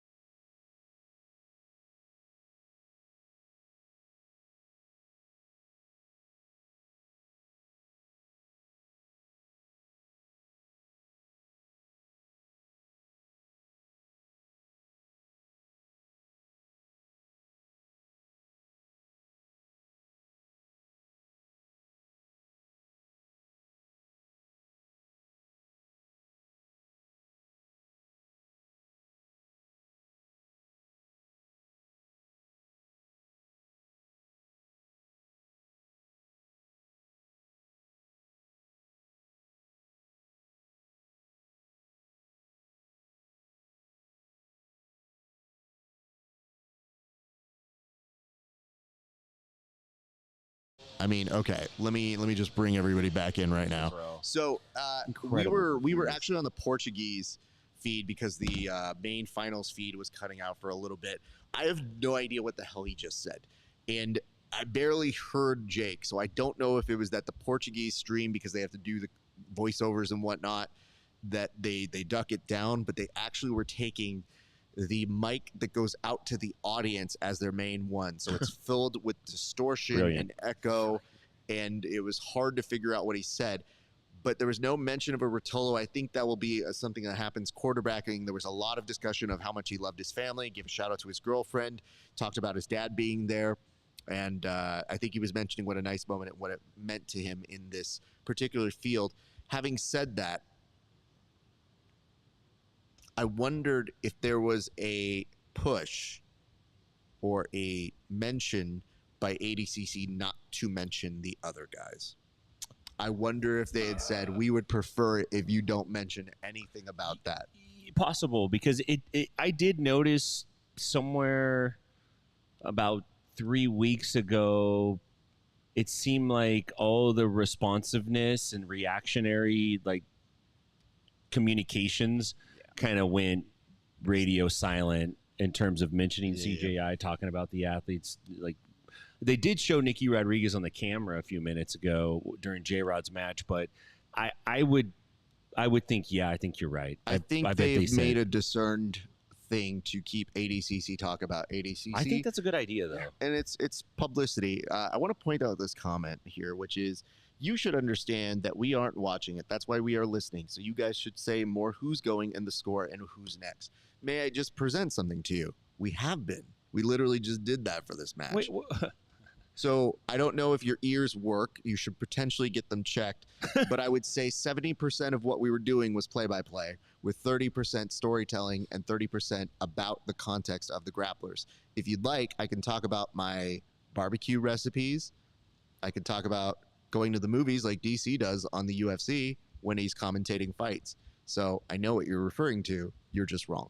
But thank you for the comment. I appreciate it. I can see why 50 Cent got shot. Hey, you don't get to come after me. Mine is within the context of this. I didn't go to these people and be like, hey, we had a thing when I used to work at the Tonight Show, and there's audiences. And there was a page who worked for me. And we would always try to let audiences go that wouldn't get into that day's taping. And it was a tough thing because it's a free taping, but people would be screaming at you. And I just learned to take it. I would give everybody 5 minutes of my time, and then I would look at them and I would give them a response, and I would try to do this.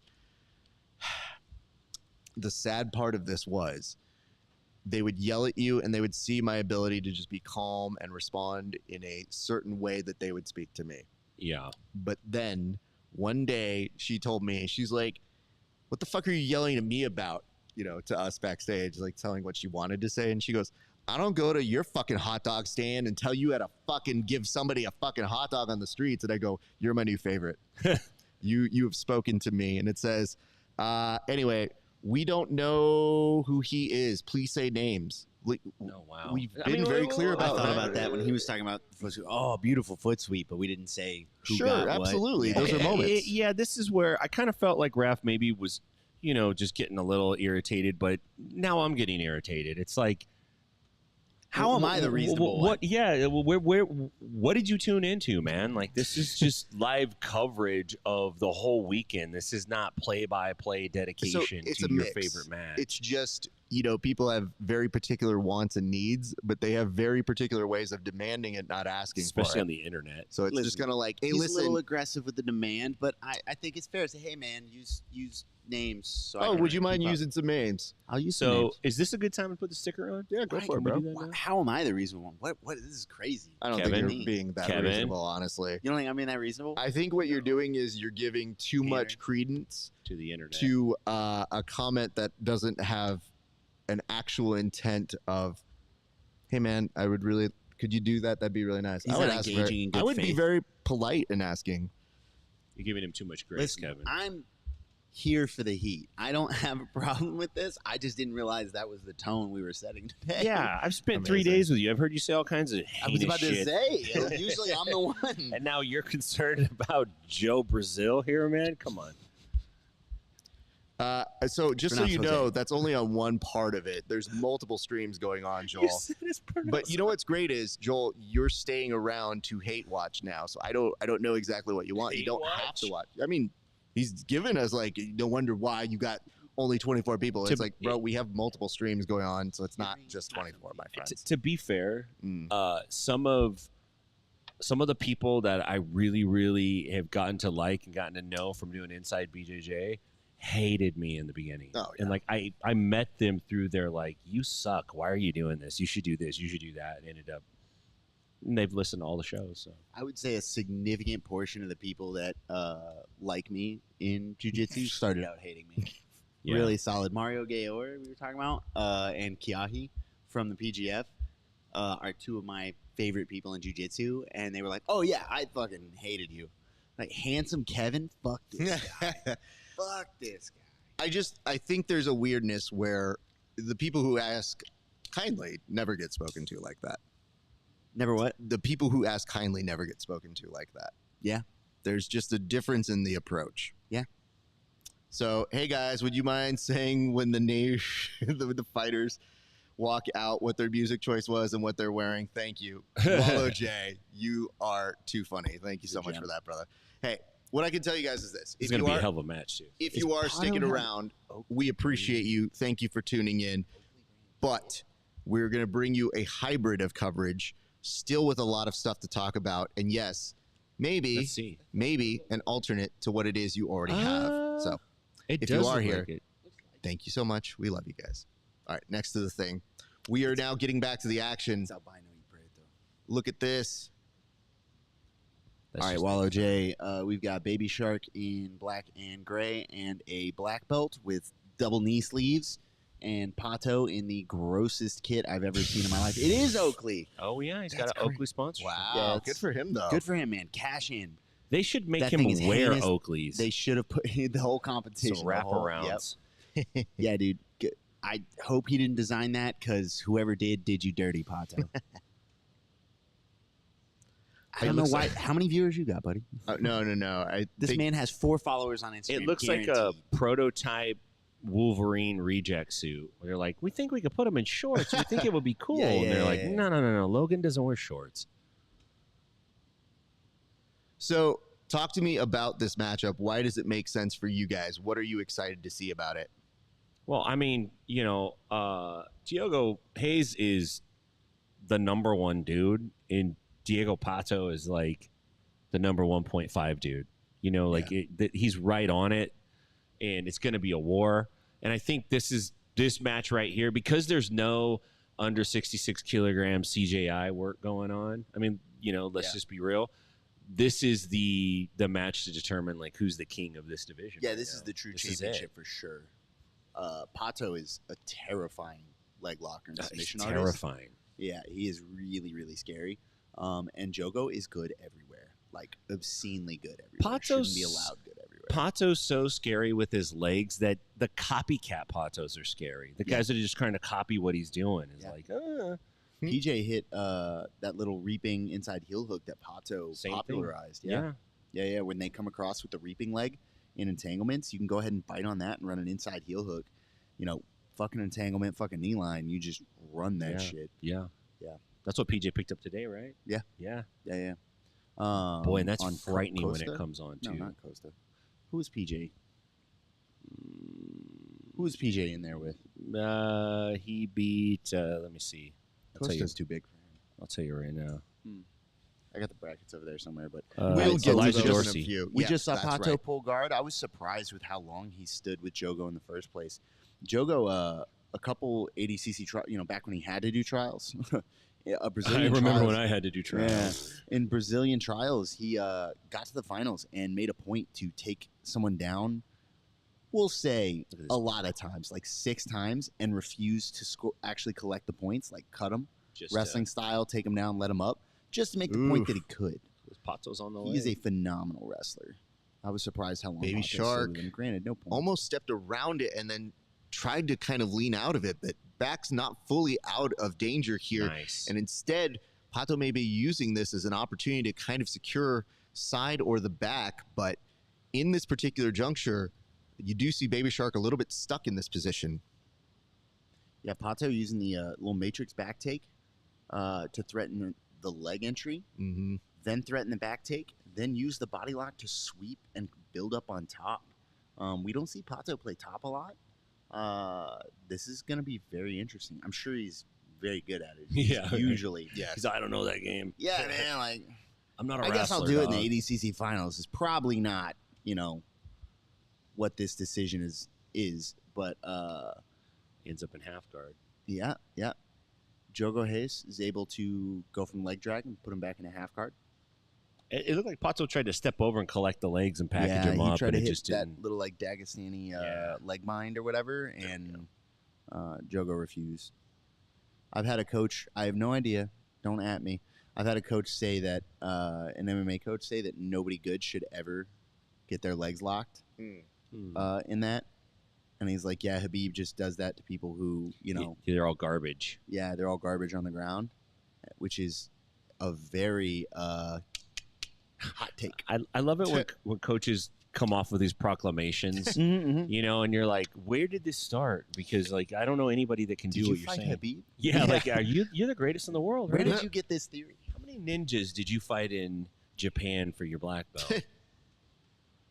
Yeah, ever since he said that to me maybe 3 months ago, and ever since he said that, I just every time I see someone leg bind, I watch or attempted. I watch and I'm like, how true is this? Let me start gathering data, because all love to the guys that got mauled by Khabib, but there's a skill gap there. Yeah. Yeah. So when you For start to sure. look at if there's basically what he's saying is if there's parity, that shouldn't happen. Period. I was like, Maybe. I don't know. But I mean, there's parity and guys get submitted. What's worse, to get your legs bound or to get submitted? Yeah, true that. You know what I mean? Yeah. Pato's doing a good job though, sticking to Giogo here. Yeah, he's glued in on that chest-to-chest half guard. Got double underhooks. Absolutely. That's a good High passing head spot. position. You know what I mean? Yeah. Upgrade. This is a half step from side control. This is a Pato. Yeah, you think he cooks him for the next 4 minutes? He gets that little pry bar in there. He's working for it right now. Man, imagine the idea of cooking Jogo Hayes for 4 minutes. Good This luck. is impressive. It's like as soon as Pato's right leg starts to clear, it's going to give Giogo the opportunity to bump up. And Quite probably, yeah. He's got the pry bar in, and there's the bump. There's nice. Jogo put in a butterfly hook, and Pato hip switch straight into side control. He's now past Jogo's guard. Wow. At this level, when it's not points right now, we see guys get their guard passed. Is it because they're not fighting as hard, or are they fighting hard? They don't want their guard pass. I would think that you don't want your guard pass. I wouldn't want some guy that's the best in the world in top side or top mount, but there's almost a little bit of a casualness to it, it seems like. Yeah, I mean, I'll tell you my thoughts, and I'm not there, so grain of salt. Okay. When I'm competing in sub only, I don't work that hard to retain my guard unless you are really, really dangerous from top pins. Because as we saw at the PGF, it's really hard to submit a guy from a top pin. So if there's no points involved, the thing that's going to kill me is not you getting past my guard. It's what retaining my guard is going to do to my gas tank. If you really have a good position, chest to chest half guard is a good example, and you're going to cook me with that position, cooking has to be mutual here. I have to fight you back. If I just chill, They took the belt. Hold on, they took the they belt. took the belt off. They took the That's belt. funny.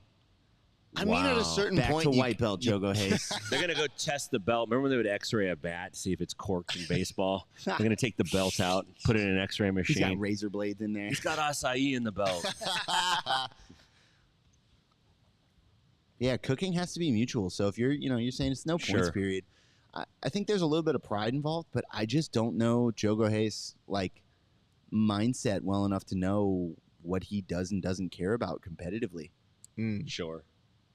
Yeah, I some had a- guys have a prideful guard. Yeah, They'll fight you if you say you could pass their Yeah, guard. I've been Street told. fighting. I used to train with Bruno Frazado. Really, that was my coach when I was a blue belt, and I'd been told multiple times. People were like, "Oh yeah, you'll submit him, but you're never passing his guard. It is submitting him is much more attainable than passing his guard. He just will not accept it. He has a phenomenal guard, and he makes it a point of pride. But if you're you're a blue belt and you get a nice little leg lock on him or something, cool, nice job. They don't care. Doesn't have an ego around the submission As at long as all. you don't but- pass his guard. Mhm. That's doesn't pretty have an funny. ego yeah. around. He's a very chill guy in general. But I think we all have those spots that we Oh, yeah. I'm like, nah, man, this is my thing. For him, he's like, nope. I mean, I feel that way offensively. Many times, I would rather get a really nice sweep than get a sub because I just feel like, man, this is so freaking cool. I reversed you. I lifted your body up off the ground. Yeah, you had what you wanted. Yeah. Yeah. There's a psychological, like, when you get swept, you know. So we want to thank everybody who is also watching us on Twitter. Thank you guys for tuning in. Appreciate that. Just to kind of fill you in on what's happening over here. Now, granted, we've gone through all of our finals. This will be our last final before they get to the absolute. So we'll take a short break, and then we'll resume coverage here. But just so you guys are aware, that is it's a very interesting split that's been happening this way in terms of individuals who are interested in seeing either of these two win. I think the common consensus is most people want Baby Shark to win. Nonetheless, there is a kind of swelling for Diego Pato to be like, I'd like to see him take it home this time. Yeah. I mean, these guys are both phenomenal. Look at this. Kev, are you still doing the Nashville qualifier, or are you full on media now? I keep going back and forth. I'm not going to lie to you. We were talking about it yesterday even. And I'm like, man, I got a couple things. One, I love the PGF. I love competing on the PGF. It's so fun. I like being a part of it. I like hanging out with you guys. But 205's big, dude. 205's big, dude. It's a jump. It's large. I'm giving up 15 pounds before we even start discussing a weight cut. Ooh. Pato in on a leg attack here. Baby Shark not fully out of it, but is that the same leg that he has a brace on? Pato crosses over, has the reap, triangles the legs. Not super secure for a break or for a full-on just yet, but he's starting to now just try to get any grip he can, putting his chest into it. He's got two hands. Oh, man. No, it's just like it's just coming loose. right out. It looked like it's such a secure grip, and it's like, I got Crisco foot. You know what it is? Is it just takes Crisco foot. It takes a second to usually use that as a fake out to come up to something else. That was the move, though. There was no fake out. It was just like, hey, I'm trying to grip anything else and handle here. So Pato has your leg. That's it. That's the one he wants. But now they're 9:45 left on the clock. It is. I mean, now we're in point. So if we're sitting on the ground, we might be here for a minute, and that works well for what Pato was trying to do in that particular offset. It's a pardon my ignorance. Diogo, is he a Art of Jiu-Jitsu guy or Pato is. Yeah, well, he goes in Milky Galvo's camp. Pato does not have the Art of Jiu-Jitsu uniform. If he's going to be in the proper Church of Art of Jiu-Jitsu, you got to have a black rash guard. Yeah, neon's crazy. Black shorts with black spats. Yeah, he's going to lose a stripe when he gets home. For sure. Absolutely. I mean, Baby Shark tried to throw his own strangle there. Didn't quite get it. That's a bold one, man. Look at this. This little leg lock shootout with Pato is crazy. Oh, man, wow. Pato's in deep with an overwrap. Joe goes defending. But you know what, though? It's the Tasmanian speed devil of trying to secure that back in the transition. Yeah. Doesn't quite get it. And Baby Shark reapplies his knee pad as they go back to the center and crawl like strippers getting their money at the end of a night of tips. Oh, it's a tic-tac. I thought it was a gold coin. Never mind. Oh, God damn it. I thought this was going to be a 20. Yeah, Wallow. I'm not full on media. I don't know whether I'm doing the 205 season. I probably got to talk to Brandon about it and get my head wrapped around it. Because it's quite literally like, I know I'm going to have a good time hanging out with everybody else, and I think competing against 205ers that are trying to break my legs is going to be a bad time. What are you walking around at? About 190. Oh, yeah. Yeah. It's funny because I saw you and I was like, he's definitely like 2.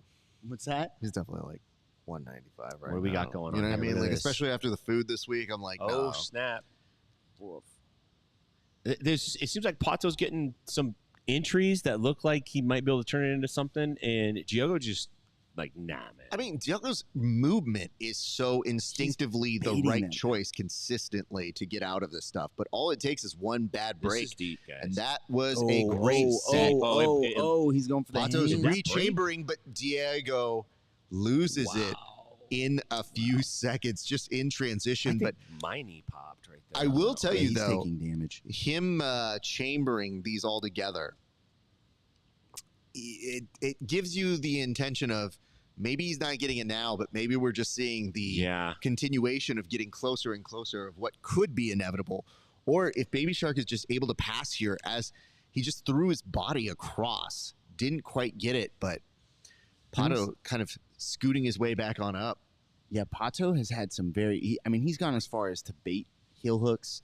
Just then, a second ago, the exchange we were caught up in, Pato had baited an outside heel hook for Jogo Hayes.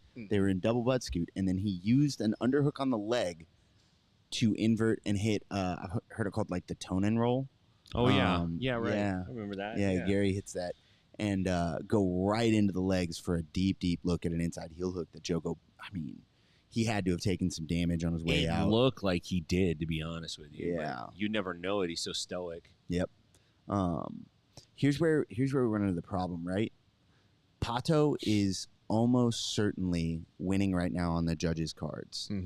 If you're judging fairly, Pato is almost certainly winning on the judges' cards. He's had Jogo in deep danger several times. But when we go to overtime, Pato has to wrestle Hayes. Now, what is, yeah, you're right. Because if we go to overtime, how many minutes did they get in overtime for the finals? Was it 15?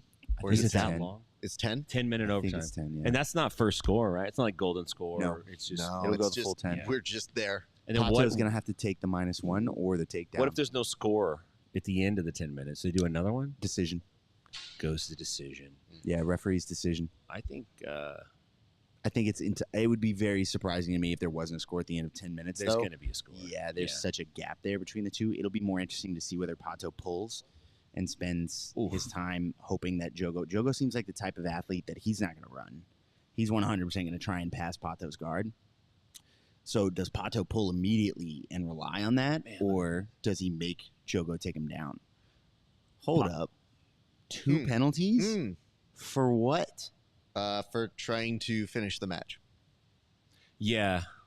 We have just found out that, maybe you guys knew. I didn't know. They just flashed up the graphic to let viewers know that Diego Pato has 2 penalties.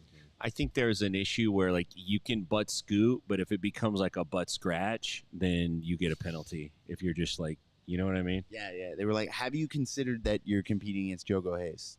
Penalty. Got it. Interesting. Man, what for? I'm not a fan of that. So if it goes 0-0, are they going to go to the penalties to decide who wins? At this point, if it ends in 5 minutes with no change, is Diogo the winner? Jogo is the winner. Oh, I don't like that at all. Yeah, dude. Jogo wins by 2 points. Yeah, this is silly. That's disheartening.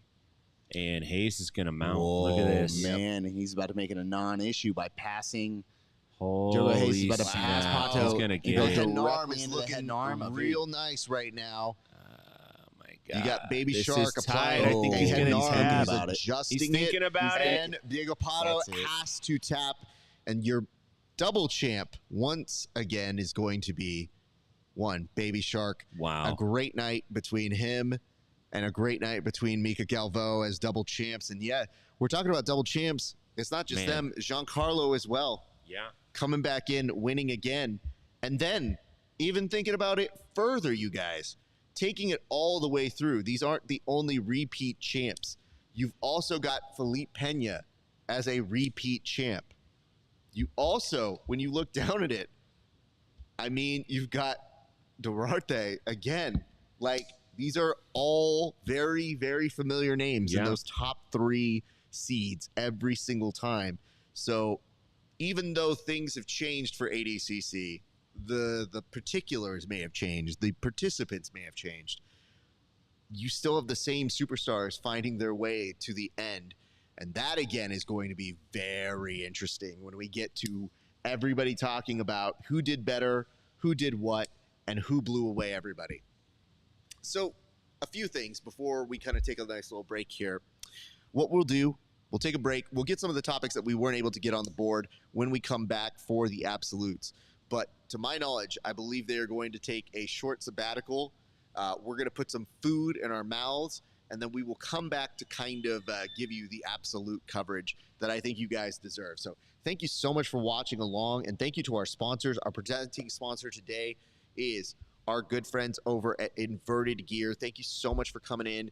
We appreciate you guys. We love you guys. You've been long-standing friends of the jiu-jitsu community, and the people you have endorsed and supported over the years have been so incredible, and you guys have been friends from us by far for so long. And Nelson, we appreciate you. Thank you for coming in and making this stream possible for us to do some nonsense. So, and it says, before we go on out here, I think the bracelets everyone wearing at the ADCC are mind control devices. Well, you know what? I'm going to get out of here before our guy starts to get us canceled on this side. That's the most 10th planet comment I read it's this weekend. It's super, you know what I mean? It's like, way to make us look like we're more paranoid stoners right now. But thank you so much, you guys. We'll see you back in a little bit. But in the meantime, go enjoy these wonderful commercials from our sponsors, and we'll see you back in a little bit.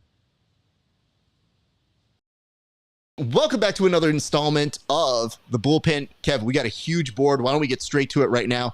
Go ahead and lead us off. Yeah, thanks, Raf. I mean, today we're talking about the clean aesthetic of Gold BJJ. Their phenomenal streetwear they've got. It's not just training gear, guys. You can get streetwear. Raf, are these all Gold BJJ? All of these cards are Gold BJJ? Yep, just read the script like we talked about. Yeah, you're right. They've got a variety of styles. They have a bag. It's phenomenal competition gear. You can bring it with you. You can throw it in the wash. Raf, these are really cool. Are any of these for me? Like that bag? No. They didn't have any stuff for you. They ran out of your Well, they're sizes. really affordable if you need to go out there and get them. You can just get the stuff, goldbjj.com. These shorts are awesome. I'm going to get this. Wait. Oh, this Do they have a second set for me? Is that a thing they have? You know, they were like, hey, man, we ran out of stuff, and they didn't have it in your size because like fat. You know what I mean? So, like, these are all for like me. Anyway, go visit our friends at goldbjj.com. 10,000 hours is a steep mountain to climb to become a master, especially when the task at hand puts a relentless demand on your body. There is nothing casual about this sport. It's all in, all effort, all focus. It takes a lot from you, but the reward is unmatched. Mastery of oneself, an acute understanding of your weaknesses with an explosive sense of your strengths. Being able to complete the climb to mastery requires the proper nutrition. This is why it's important to take in a potent blend of electrolytes that is in tune with your output and brings strength to your goals. This potent blend is only found in Salt Electrolytes. Salt targets your depleted electrolyte levels with a boost of hydration and health. It gives your body the baseline recovery it needs.